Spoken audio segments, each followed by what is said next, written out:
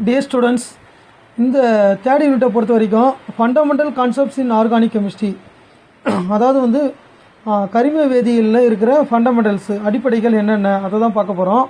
So வந்து முக்கியமாக இதில் என்னென்ன பார்க்க போகிறோன்னா, எப்படி வந்து ஆர்கானிக் மாலிகுல் உருவாகுது, சரிங்களா. ஸோ வந்து அதில் இன்வால்வ் ஆகிற ஹைபிரிடைசேஷன் சொல்லக்கூடிய அந்த ப்ராசஸ்லாம் என்ன, அதுக்கு அடுத்தபடியாக இந்த ஒவ்வொரு வேதிவினை நடக்கிறதுக்கு முக்கிய காரணமாக திகழக்கூடிய இந்த எலக்ட்ரான் விளைவுகள், அதாவது எலக்ட்ரான் இடமாற்ற விளைவுகள்னு சொல்லுவாங்க. ஸோ இந்த இண்டக்டிவ் எஃபெக்ட்டு, அதாவது தூண்டல் விளைவு, hyper conjugation, electromeric effect, mesomeric effect, இது மாதிரி வந்து விளைவுகள் இருக்குது. ஸோ இந்த விளைவுகள் அடிப்படையில் தான் வந்து நம்ம வேதிவினை வந்து கணிக்க முடியும். ஸோ வந்து ஒரு வினைபடு பொருள், அதாவது ஒரு ரியாக்டன்ட், அது வந்து அதில் இருக்கக்கூடிய ரியாக்டிவ் சைட்டுன்னு சொல்லுவாங்க. ஒரு எலக்ட்ரோஃபைல் வந்து தாக்கும் பொழுது அது எந்த இடத்த தாக்கும், ஒரு நியூக்ளியோஃபைல் வந்து எந்த இடத்த தாக்கும், ஒரு வினைபடு பொருளோட எந்த இடத்த தாக்கும், இதெல்லாம் வந்து கண்டுபிடிக்கிறதுக்கு தேவையான அந்த அடிப்படை விளைவுகள். ஸோ அதுதான் இருக்குது. ஸோ மொத்தம் அதுக்கப்புறம் electrophilic substitution reaction, so electron கருக்கவர் பதிலீட்டு வினைகள்னு சொல்லுவாங்க. ஸோ அதுவுமே வந்து நம்ம பார்க்கலாம், சரிங்களா. ஸோ வந்து மொத்தம் இந்த தேர்ட் யூனிட்டை பொறுத்த வரைக்கும் ஆர்பிட்டால் ஓவர்லாப்பிங், ஹைபிரிடைசேஷன், அதாவது ஆர்பிட்டால்கள் மேற்பொருந்துதல், இனக்கலப்பினமாதல், அதுக்கப்புறம் இந்த டைப்ஸ் ஆஃப் ரியாக்ஷன் கொடுத்துருக்குறாங்க, அதை நம்ம இந்த வீடியோவில் வந்து பார்க்கல. ஸோ அதுக்கு அடுத்தபடியாக ஏன்னா நம்ம இம்பார்ட்டண்ட்டான டாபிக் மட்டும்தான், அதுவும் ரிவிஷன் தான் பார்க்குறோம். ஸோ வந்து நம்ம ஃபுல்லாக பார்த்தோன்னா கண்டிப்பாக டைம் நிறைய இழுத்துகிட்டே போகுது. ஸோ அதனால் வந்து எவ்வளோ ஷார்ட்டாக ஒரு ரொம்ப முக்கியமான பாயிண்ட்டை மட்டும் நம்ம வந்து டிஸ்கஸ் பண்ணலாம். ஸோ அது வந்து வைட்டலி இம்பார்ட்டண்ட்டான பாயிண்ட்டாக இருக்கணும் அந்த டாப்பிக்கு. ஸோ அதை மாதிரி தான் வந்து பார்க்க போகிறோம். ஸோ ஏன்னா நம்ம ஃபுல்லாக வந்து பார்த்தோன்னா வந்து நம்ம டிஸ்கஸ் பண்ணால் நிறைய டைம் வந்து ஓடிடுது. ஸோ அதனால் அதை அவாய்ட் பண்ணுறதுக்காக என்ன செய்யலான்னு பார்த்தீங்கன்னா முக்கியமான பாயிண்ட்ஸ் மட்டும் பார்ப்போம். ஸோ அதில் ஆர்பிட்டால் ஓவர்லாப்பிங், ஹைபிரிடைசேஷன், ஸோ அதுக்கப்புறம் அந்த எலக்ட்ரான் டிஸ்பிளேஸ்மெண்ட் எஃபெக்ட், சரிங்களா. ஸோ வந்து வித்தின் எ மாலிகுல், அதுதான் முக்கியமானது. ஒரே அந்த ஒரு மூலப்பொருளில் எலக்ட்ரான் வந்து எப்படி இடம் மாறுது, அதனோட விளைவுகள், ஸோ அது என்னென்ன விளைவுகள் இருக்குது. எலக்ட்ரான் கவர் பதிலீட்டு வினை, எலக்ட்ரோஃபிலிக் சப்ஸ்டியூஷன் ரியாக்ஷன் இன் பென்சின். இதோட வந்து அரோமேட்டிசிட்டினா என்ன, ஹக்கல் ரூல்ஸ் ஆஃப் அரோமேட்டிசி, ஹக்கல் ரூல்னு ஒன்று இருக்குது.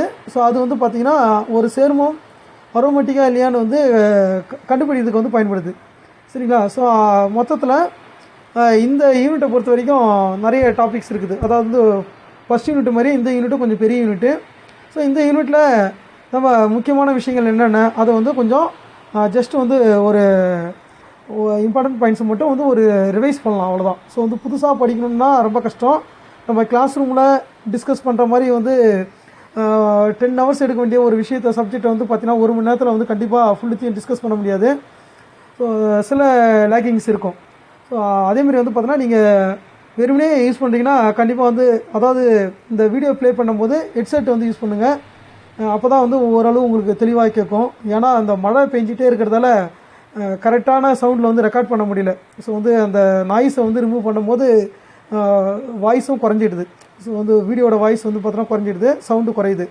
ஸோ அதனால் நீங்கள் கொஞ்சம் ஹெட்ஃபோன் வச்சு நீங்கள் ஜஸ்ட்டு வந்து பார்த்தாலே போதும், உங்களுக்கு வந்து பார்த்தோன்னா இந்த வீடியோ வந்து புரிய ஆரம்பிக்கும், சரிங்களா. ஸோ நெக்ஸ்ட்டு நம்ம இப்போ இந்த தேர்ட் யூனிட்டில் ஃபஸ்ட்டு ஆர்பிட்டால் ஓவர்லாப்பிங். ஸோ எல்லா டாப்புமே வந்து இங்கிலீஷில் தமிழில் ரெண்டுத்துலேயும் இருக்காது, நீங்கள் சொல்லும் போதே வந்து புரிஞ்சிக்க வேண்டியதான்.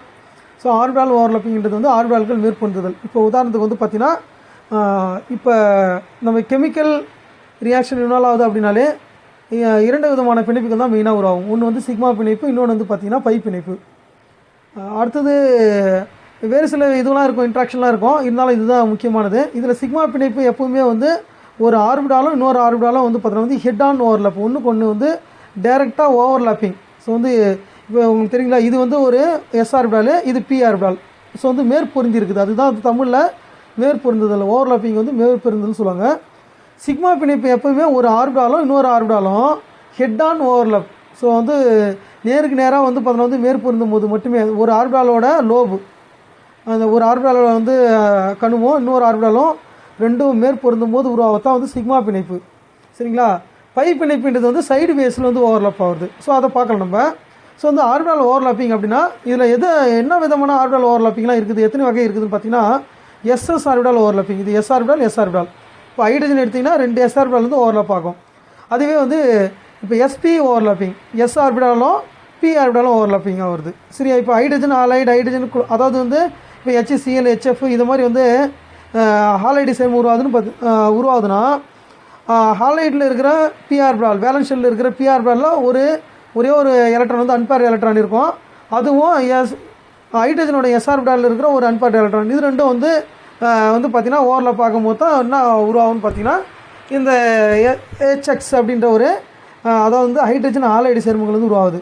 அதாவது SP overlapping. So S orbital P orbital.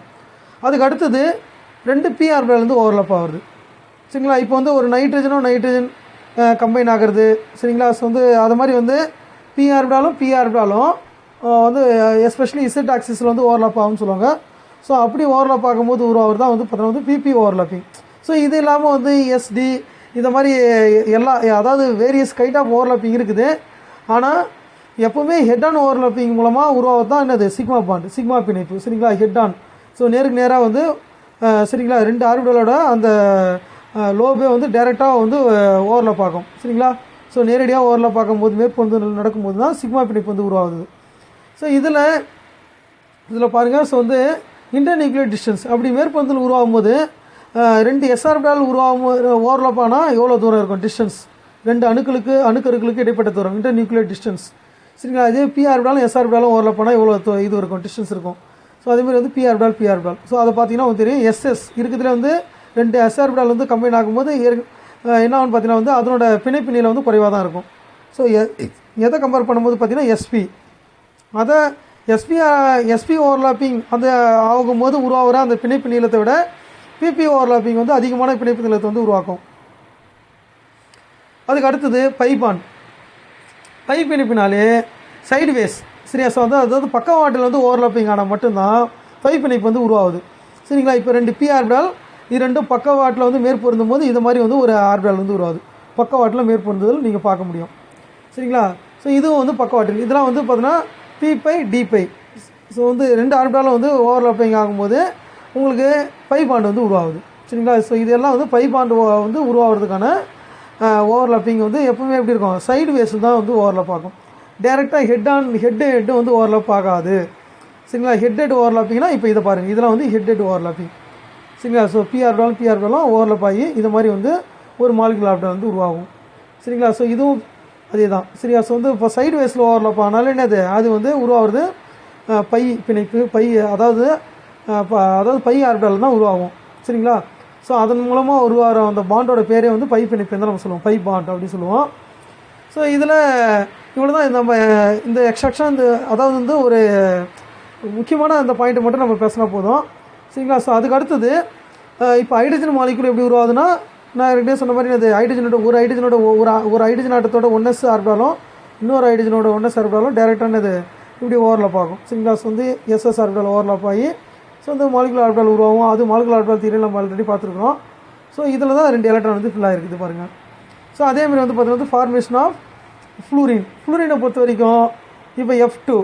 So வந்து அதனோட எலக்ட்ரானிக் கான்ஃபிகரேஷனாக 1s2 2s2 2p. இங்கே வந்து வெறும் அந்த வேலன்ஸ் ஷெல் இருக்கிற எலக்ட்ரான் மட்டும் நம்ம கொடுத்துருக்குறோம். வேலன்ஸ் ஷெல் எலக்ட்ரானிக் கான்ஃபிகரேஷன் மட்டும் தான் இப்போ கொடுத்துருக்குறோம். அதனால் 1s2 இருக்காது. ஸோ 2s2 2p2 2pyயில் 2 எலக்ட்ரான் இருக்குது. அதேமாதிரி வந்து இது 2pzல ஒரு எலக்ட்ரான் தான் இருக்கும். ஏன்னா வந்து ஃப்ளூரினோட அட்டாமிக் நம்பர் என்ன, ஸோ வந்து அட்டாமிக் நம்பர் 9. சரிங்களா? ஸோ வந்து ஒரு 2 எலக்ட்ரான் 1sல போய்டும். அப்புறம் 4 6 8 9. சரிங்களா? ஸோ வந்து 9 தான் இருக்கும் ஃப்ளூரினை பொறுத்த வரைக்கும். சரிங்களா? ஸோ வந்து 10னா வந்து நியானோட எலக்ட்ரானிக் கான்ஃபிகரேஷன். ஸோ அப்போ இந்த 9 இதுவில் சரிங்களா? ஸோ வந்து ஒரே ஒரு எலக்ட்ரான் மட்டும் தான் அன்பேர்ட் எலக்ட்ரான் இருக்குது, அதுவும் PZல இருக்குது. ஸோ அது ரெண்டும் என்ன ஆகும், ஸோ பி ஆர்பிட்டாலோட ஷேப் வந்து டம்பிள் ஷேப்பு. சரியா? 2 ஹெட் ஆன் ஓவர்லாப், ஒரு ஃப்ளூரினோட 2pயும் இன்னொரு ஃப்ளூரினோட 2pயும் வந்து அது ஓவர்லாப் ஆகும்போது நமக்கு PP ஓவர்லாப்பிங் நடக்குது. ஸோ வந்து ஃப்ளூரின் வந்து உருவாகுது. ஸோ அதேமாதிரி ஹைட்ரஜன் ஃப்ளூரைட். ஸோ ஹைட்ரஜன் ஃப்ளூரைட்னாலே ஒரு SP ஓவர்லாப்பிங். சரிங்களா? ஸோ வந்து ஹைட்ரஜனோட 1sம் ஃப்ளூரினோட 2pஸட்டும் வந்து நான் ஓவர்லாப்பிங் ஆகும்போது நமக்கு வந்து SP ஓவர்லாப்பிங் வந்து கிடைக்குது. ஸோ இது எல்லாமே இப்போ ஆக்சிஜனுக்கும் அதே தான். ஸோ ஆக்சிஜனை பொறுத்த வரைக்கும் டபுள் பாண்ட் இருக்கும், டபுள் பாண்ட் O அப்படி இருக்கும். அதில் ஒன்று வந்து சிக்மா பிணைப்பு, இன்னொன்று வந்து பை பிணைப்பு. அப்போ ஆக்சிஜனில் வந்து 2 பி ஆர்பிட்டாலில் எலக்ட்ரான் வந்து பார்த்தீங்கன்னா அன்பேர்ட் எலக்ட்ரான் இருக்குது. இதை மட்டும் நம்ம கன்சிடர் பண்ணணும். சரியா? மீதி வந்து இன்னொன்று வந்து லோன் பேர் எலக்ட்ரான் இருக்கும் தனியாக. ஸோ இப்போ இதில் ஒரு ஒரு ஆக்சிஜனோட ஒரு பி ஆர்பிட்டால் லோபம் இன்னொரு ஆக்சிஜனோட பி ஆர்பிட்டால் லோபம் வந்து ஹிட் ஆன் ஓவர்லாப் ஆகி சிக்மா பிணைப்பு வந்து உருவாகுது, சிக்மா பாண்ட் உருவாகுது. அதுக்கு ஒரு எப்பவுமே வந்து பி ஆர்பிட்டாலை பொறுத்தவரை பிஎக்ஸ் பிஒய் பிஇசட் எல்லாமே ஒன்றுக்கு ஒன்று செங்குத்தாக இருக்கும். அப்போ ஒன்று வந்து மாலிகுலர் ஆக்சிஸில் இருக்குது அப்படின்னா இன்னொன்று வந்து அதுக்கு செங்குத்தாக தான் இருக்கும். இப்போ இது ரெண்டும் வந்து பார்த்தோன்னா சைடு வேஸில் மட்டும்தான் ஓவர்லாப் பார்க்க முடியும். ஸோ அப்போ பக்கவாட்டில் ஓவர்லாப் ஆகி பை பிணைப்பு வந்து உருவாகுது. சரிங்களா? ஸோ இப்போ அதுக்கு அடுத்தது ஹைபிரிடைசேஷன். ஸோ இப்போ டேரெக்டாக ஆர்பிட்டால் ஓவர்லாப்பிங் மூலமாக எப்படி பிணைப்பு உருவாகுதுன்னு பார்த்துட்டோம். ஆனால் இதேமாரியே வந்து எல்லா மாலிகுலுக்கும் வந்து டேரெக்டாக ஓவர்லாப் ஆகும் அப்படின்னு பார்த்தா ஆகாது. இப்போ வந்து அதுதான் வந்து என்னது bonding in simple molecule such as hydrogen and fluorine நம்ம வந்து என்னது can be explained on the basis of overlapping of respective atomic orbitals of the என்னது கம்பைனிங் ஆட்டம்ஸ். சரியா? இணையம் அந்த கம்பைன் ஆகிற ஆட்டத்தோட அட்டாமிக் ஆர்பிட்டால் வந்து ஓவர்லாப் ஆகிறத வச்சு எக்ஸ்பிளைன் பண்ண முடியும் ஹைட்ரஜன் ஃப்ளூரின் உருவாகிறத. ஆனால் நீங்கள் இப்போ மீத்தேன், அமோனியா, பெரிலியம் குளோரைடு இதை மாதிரி நிறைய மாலிகுல் இது எல்லாமே பெரும்பாலான மூலக்கூறுகளை வந்து நம்ம என்ன அது எப்படி உருவாகுது அப்படின்றத அதில் இருக்கிற ஆர்பிட்டால் ஓவர்லாப்பிங்கை டைரெக்டாக வந்து நம்ம எக்ஸ்பிளைன் பண்ண முடியாது. இப்படி தான் அப்படியே டைரக்ட் ஓவர்லாப்பிங் ஆகுது ஆர்பிட்டாலாம் அப்படின்னு சொல்ல முடியாது. அதில் வந்து சில நிகழ்ச்சிகள் இருக்குது. இப்போ உதாரணத்துக்கு வந்து கார்பனோட அட்டாமிக் நம்பர் என்ன 6. ஸோ அதில் 1s2 2s2 2p2. So p ஆர்பிட்டாலில் பிஎக்ஸ் பிஒய் பிஇசட்டில் ரெண்டுத்தில் மட்டும்தான் வந்து எலக்ட்ரானே இருக்கும். மூணாவதாக வந்து ஒரு வேக்கண்ட் ஆர்பிட்டால் இருக்கும் பி ஆர்பிட்டாலே. அப்போ 2 அன்பேர்ட் எலக்ட்ரான் தான் இருக்குது. அப்போ கார்பனோட சேர்மம் எல்லாமே வந்து வேலன்ஸ் வந்து 2 தான் இருக்கணும். ஸோ அப்போ வந்து CH2 அப்படி தான் உருவாகணும். ஆனால் CH4 உருவாகுது, மீத்தேன் உருவாகுது, CH3. ஸோ எப்படி பார்த்தாலும் வந்து 4 பிணைப்பு இருக்குது கார்பனை சுற்றி. எந்த இயற்கையாக நேச்சுரலாக எக்ஸிஸ்டிங் அதாவது நேச்சுரல்லி அதாவது இயற்கையாகவே இருக்கிற அனைத்து கார்பன் சேர்மங்களும் பெரும்பாலும் வந்து அதனோட வேலன்ஸ் வந்து 4 இருக்குது. அதனோட அமைப்பு வந்து டெட்ராஹெட்ரல். ஸோ நான்முகி அமைப்பில் வந்து இருக்குது. அதுக்கான காரணம் என்ன? ஸோ அப்போ அதுக்கான காரணம் என்ன அப்படின்னு பார்க்கும்போது அதாவது வேலன்ஸ் வந்து 4 இருக்குது. ஆனால் உண்மையிலே வேலன்ஸ் வந்து 2 தான் இருக்கணும். அப்போ என்ன நடந்திருக்கும்? ஸோ அதை எக்ஸ்பிளைன் பண்ணுறதுக்கு தான் என்ன பண்ணுறோம் நமக்கு வந்து ஹைபிரிடைசேஷன்ற ஒரு கான்செப்ட் வந்து தேவைப்படுது. ஸோ வந்து இப்போ உதாரணத்துக்கு ஹைபிரிடைசேஷன்னா என்ன? What is hybridisation? இனக்கலப்பினமாதல் அப்படின்னா என்ன? சரியா? So hybridisation is the process of mixing of atomic orbitals of the same atom with comparable energy to form equal number of new equivalent orbitals with same energy. அதாவது ஹைபிரிடைசேஷன்ன்றது வந்து mixing of atomic orbitals. சரியா? Atomic orbitals அதே சமயத்தில் இந்த atomic orbitals of the same atom with comparable energy. So இப்போ என்னென்னா ஒரு இப்போ கார்பன் எடுத்திங்கன்னா அதில் வந்து வேலன்ஸ் ஷெல்லில் 2s2 2p2 இருக்குது. ஸோ வந்து இப்போ 2s-ம் 2p ஆர்பிட்டாலும் வந்து அது வேறு எனர்ஜி இருக்கிறது. சரி, s ஆர்பிட்டாலுக்கு ஒரு எனர்ஜி, p ஆர்பிட்டாலுக்கு வந்து வேறு எனர்ஜி, அதிக எனர்ஜி. அப்போ இது ரெண்டும் வந்து கம்பைன் ஆகி ஆனால் வந்து ஒரே ஆற்றல் உள்ள இனக்கலப்பினமான அதாவது ஹைபிரிடைஸ்டு ஆர்பிட்டால் வந்து உருவாகும். இப்போ ஒரு s ஆர்பிட்டாலும் ஒரு p ஆர்பிட்டாலும் உருவாகுதுன்னா sp ரெண்டு கலப்பினமான அதாவது ஹைபிரிடைஸ்டு ஆர்பிட்டால் தான் உருவாகும். ஒரு s ஆர்பிட்டாலும் 2 p ஆர்பிட்டால் வந்து ஹைபிரிடைஸ் ஆகுதுன்னா அப்போ 3 sp2 ஹைபிரிடைஸ்டு ஆர்பிட்டால் கிடைக்கும். ஏன்னா ஒரு s 2 p ஆர்பிட்டால் மொத்தம் 3 sp2 ஹைபிரிடைஸ்டு ஆர்பிட்டால் வந்து கிடைக்கும். சரிங்களா? ஸோ இதுவே வந்து sp3 ஒரு s-ஓ 2 p ஆர்பிட்டாலும் வந்து ஹைபிரிடைசேஷன் இன்வால்வ் ஆகுதுன்னா அப்போ எந்த மாதிரி வந்து எத்தனை ஆர்பிட்டால் உருவாகும்னு பார்த்தோன்னா இனக்கலப்பினமான ஆர்பிட்டால்கள் அதாவது ஹைபிரிடைஸ்டு ஆர்பிட்டால்ஸ் 4 உருவாகும். சரிங்களா? ஸோ இதுதான் the relevant orbitals are called hybridised orbital அதாவது ரிசல்டன்ட். சரியா? ரிசல்டன்ட் அதாவது கிடைக்கக்கூடிய சரியா ஹைபிரிடைசேஷனுக்கு அப்புறம் கிடைக்கக்கூடிய அந்த ஆர்பிட்டால் வந்து ஹைபிரிடைஸ்டு ஆர்பிட்டால்ஸ்னு சொல்கிறோம். இது பொசஸ் மேக்ஸிமம் சிமெட்ரி எல்லாமே வந்து அதாவது அதிக சிமெட்ரியாக இருக்கும். சரியா? சிறுமி வாய்ந்ததாக இருக்கும். அதேமாதிரி வந்து பார்த்தீங்கன்னா சரியா and definite orientation in space.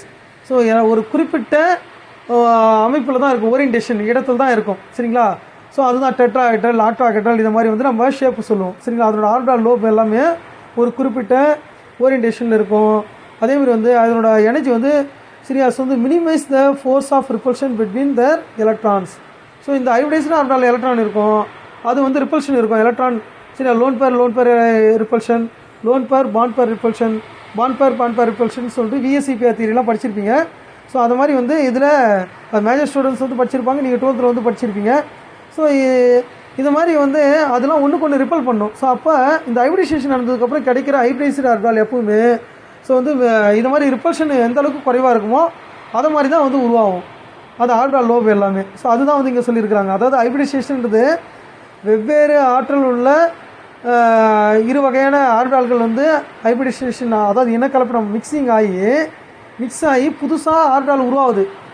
ஒரு எஸ் 3 பி ஆர்பிட்டால்னால் அப்போ 4 sp3 ஹைப்ரிடைஸ்டு ஆர்பிட்டால். எத்தனை அட்டாமிக் ஆர்பிட்டால் வந்து ஹைப்ரிடைஸ் ஆகுதோ அத்தனை ஹைப்ரிடைஸ்டு ஆர்பிட்டால் வந்து கிடைக்கும். இப்போ உதாரணத்துக்கு வந்து இப்போ சாத்துக்குடி ஜூஸ் இருக்குது, ஒரு டம்ளர் சாத்துக்குடி ஜூஸு, 3 டம்ளர் வந்து கிரேப் ஜூஸு, சரிங்களா? ஸோ இப்போ இது ரெண்டுத்தையும் வந்து நீங்கள் மிக்ஸ் பண்ணுறீங்க. மிக்ஸ் பண்ணினது ஒரு குண்டானில் கொட்டிட்டு மிக்ஸ் பண்ணிவிட்டு திரும்ப வந்து ஊற்றுனீங்கன்னா எத்தனை டம்ளர் கிடைக்கும்? 4 டம்ளர் ஜூஸ் கிடைக்கும். ஆனால் இப்போ அதனோட கலர் எல்லாமே கொஞ்சம் மாறி போயிருக்கும். அதை குடித்தாலும் சரியான ஆற்றல் தான் கிடைக்கும். இப்போ என்னென்னா இது மாதிரி தான் ஆர்பிட்டாலும் வந்து வேறு ஆர்பிட்டால் வந்து இளங்கலப்படம் ஆனாலும் ஹைப்ரிடைஸ் ஆனாலும் உருவாகிற ஆர்பிட்டால் வந்து ஒரே மாதிரியான ஆற்றலை கொண்டிருக்கும், சரிங்களா? ஸோ வந்து ஒரே மாதிரியான ப்ராப்பர்ட்டி இருக்கும். அதுதான் வந்து நம்ம சொல்லலாம், சரிங்களா? ஸோ வந்து எப்படி வந்து ஒரு சாத்துக்குடி ஜூஸையும், சரிங்களா, ஸோ வந்து இல்லை ஒரு 3 சாத்துக்குடி ஜூஸு ஒரு கிரேப் ஜூஸ் இதை மிக்ஸ் பண்ணால் வந்து மிக்ஸ் பண்ணிவிட்டு திரும்ப ஊற்றும் போது இப்போ 4 டம்ளர் ஜூஸ், ஒரு சாத்துக்குடி ஜூஸு இல்லை 3 கிரேப் ஜூஸு ஒரு சாத்துக்குடி ஜூஸ், மொத்தம் வந்து 4 டம்ளர் ஜூஸ்னால் திரும்ப வந்து கலந்ததுக்கப்புறம் 4 டம்ளர் ஜூஸ் தான், அதாவது 4 டம்ளர் கிடைக்கும். அதேமாரி 4 ஆர்பிட்டால் வந்து கம்பைன் ஆச்சுன்னா 4 ஹைப்ரிடைஸ்டு ஆர்பிட்டால் வந்து உருவாகும், சரிங்களா? ஸோ அதனோட ஆற்றலும் ஒரே மாதிரியாக இருக்கும். எப்படி வந்து இந்த ஜூஸ்லாம் மிக்ஸ் பண்ணதுக்கப்புறம் ஒரே கலர் உருவாகுதோ அதேமாரி தான்.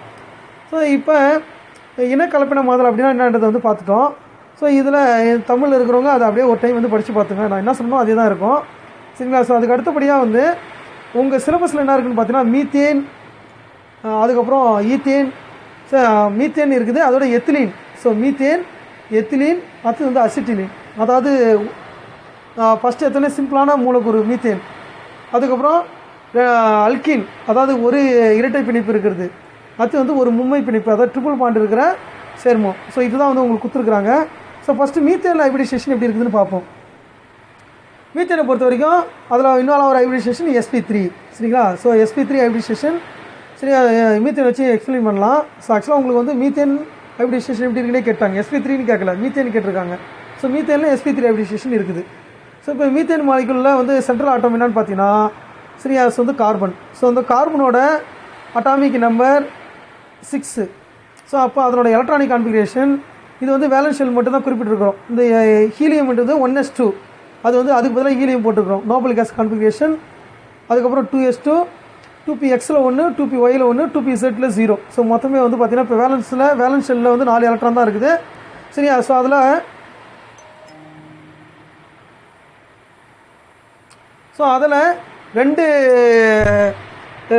ரெண்டு பி ஆர்பிட்டாலில் ஒரு எலக்ட்ரான் இருக்குது. ஸோ அப்போ இது மொத்தத்தில் வந்து இப்போ ஹைட்ரஜனோட இணையணுன்னா 2 ஹைட்ரஜன் கூட தான் இணைய முடியும்.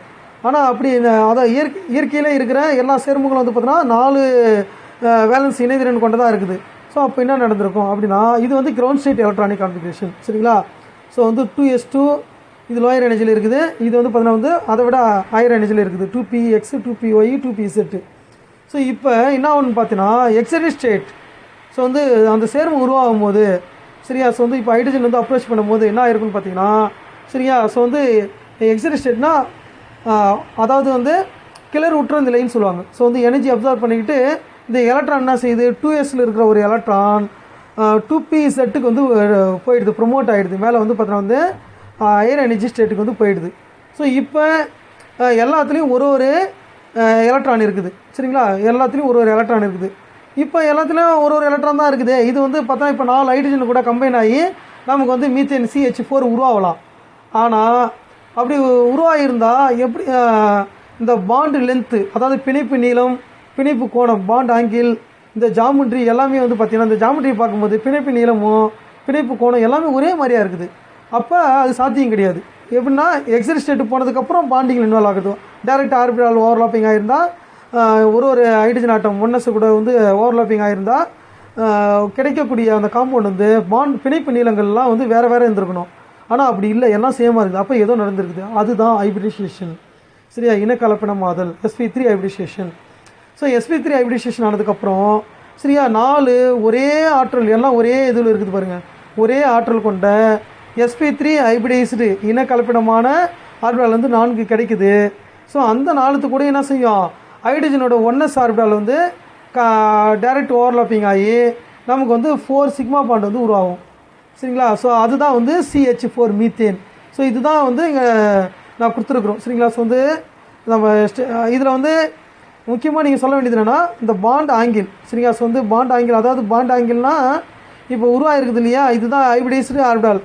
சரியா? ஸோ இதில் வந்து இப்போ ஹைட்ரஜனோட 1s வந்து எலக்ட்ரான் வந்து மேற்பொருந்தி இப்போ இந்த மாதிரி வந்து ஷேப்புக்கு வந்து வந்துருக்குது. நீங்கள் பார்த்தீங்கன்னா தெரியும்.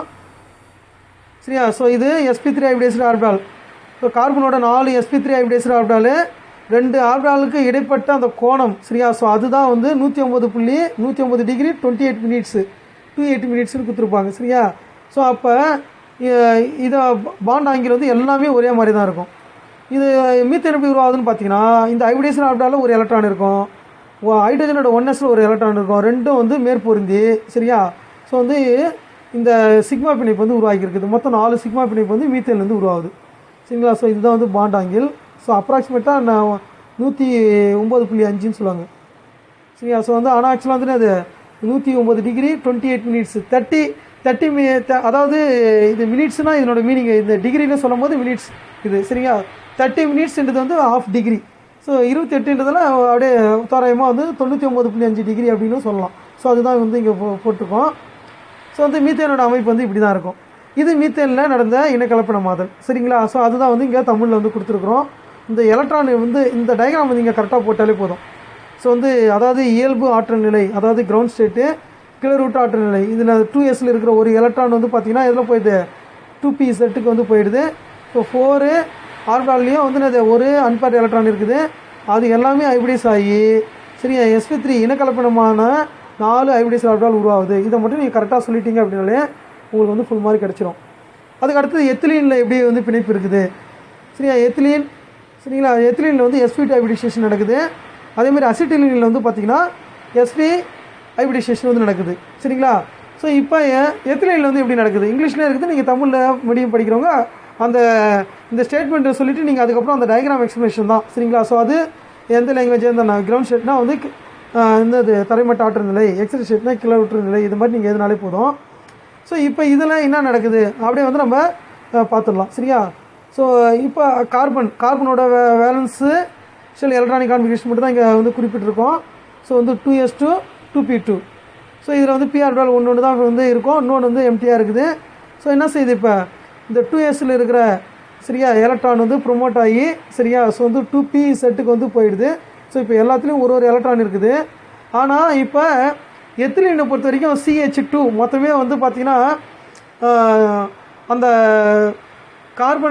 ஒரு கார்பன்லேயும் வந்து 3 சிக்மா பிணைப்பு தான் உருவாகும். அப்போ 3 sp2 ஹைபிரிடைஸ்டு மட்டும்தான் வந்து உருவாகும், ஹைபிரிடைஸ்டு ஆர்பிட்டால் தான் உருவாகும். சரியா? ஸோ வந்து ஒரு ஆர்பிட்டால் வந்து இந்த ஹைபிரிடைசேஷனில் இன்வால்வ் ஆகாது, அப்படியே இருக்கும். சரியா? ஸோ அப்போ ஒரு s ஆர்பிட்டாலும் 2s ஆர்பிட்டாலும் 2 2p ஆர்பிட்டாலும் இனக்கலப்பினமாகி சரியா, அதாவது ஒரு s அதுதான் p பவரில் 2 போட்டிருப்பாங்க. ஸோ sp2 ஹைபிரிடைசேஷன் நடக்குது. ஸோ வந்து 3 sp3 ஹைபிரிடைஸ்டு ஆர்பிட்டால் உருவாகும். ஒரு p ஆர்பிட்டால் ஹைபிரிடைஸ் ஆகாமலே இருக்கும், அதில் வந்து ஒரு எலக்ட்ரான் இருக்கும். சரியா? ஸோ இப்போ இது என்ன ஆகுன்னு பார்த்தீங்கன்னா இதோட பாண்ட் ஆங்கிள் வந்து பார்த்திங்கன்னா என்னது 120. சரிங்களா? ஸோ வந்து அதாவது இந்த 2 ஆர்பிட்டாலுக்கு இடைப்பட்ட பாண்ட் ஆங்கிள். சரியா?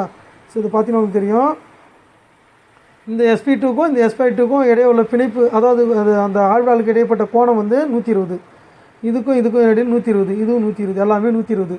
சரிங்களா? ஸோ அதை மாதிரி வந்து இது பிணைப்பு கோணம் இருக்கும். சரியா?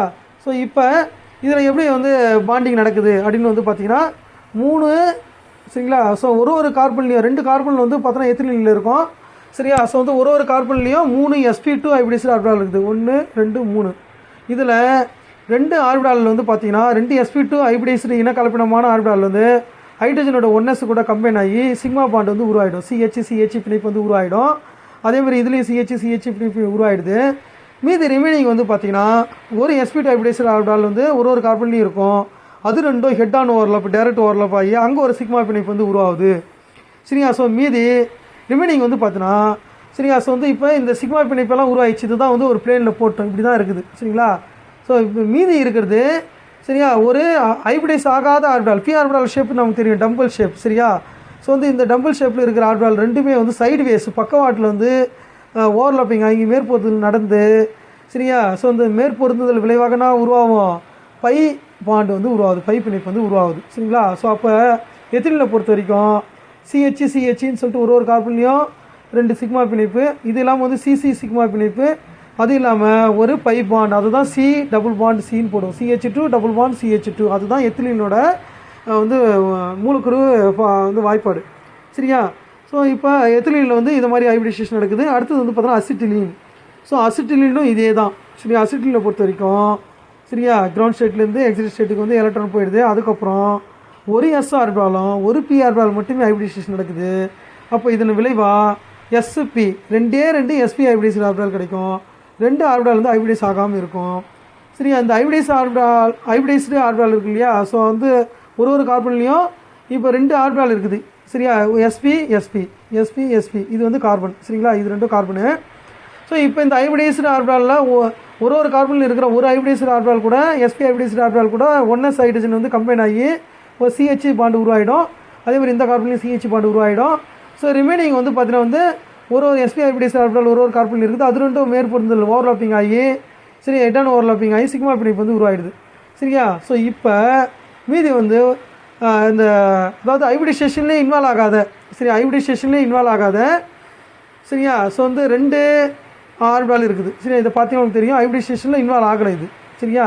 ஸோ இப்போ இந்த 2 பி ஆர்பிட்டாலும் என்ன ஆகும்னு பார்த்தீங்கன்னா சைடு வேஸில் வந்து ஓவர்லப் ஆகி பக்கவாட்டில் ஒன்றுக்கு ஒன்று இது செங்குத்தாக இருக்கும். இப்போ இது வந்து பார்த்தோன்னா இது இருக்குன்னா ப்ளஸ் மாதிரி வந்து இதில் வந்து உங்களுக்கு அந்த மாதிரி தெரியல கூட. ஸோ வந்து ஒன்று வந்து அதாவது ஹரிசாண்டலாக இருக்கும், இன்னொன்று வந்து வெர்டிகலாக இருக்கும். சரிங்களா.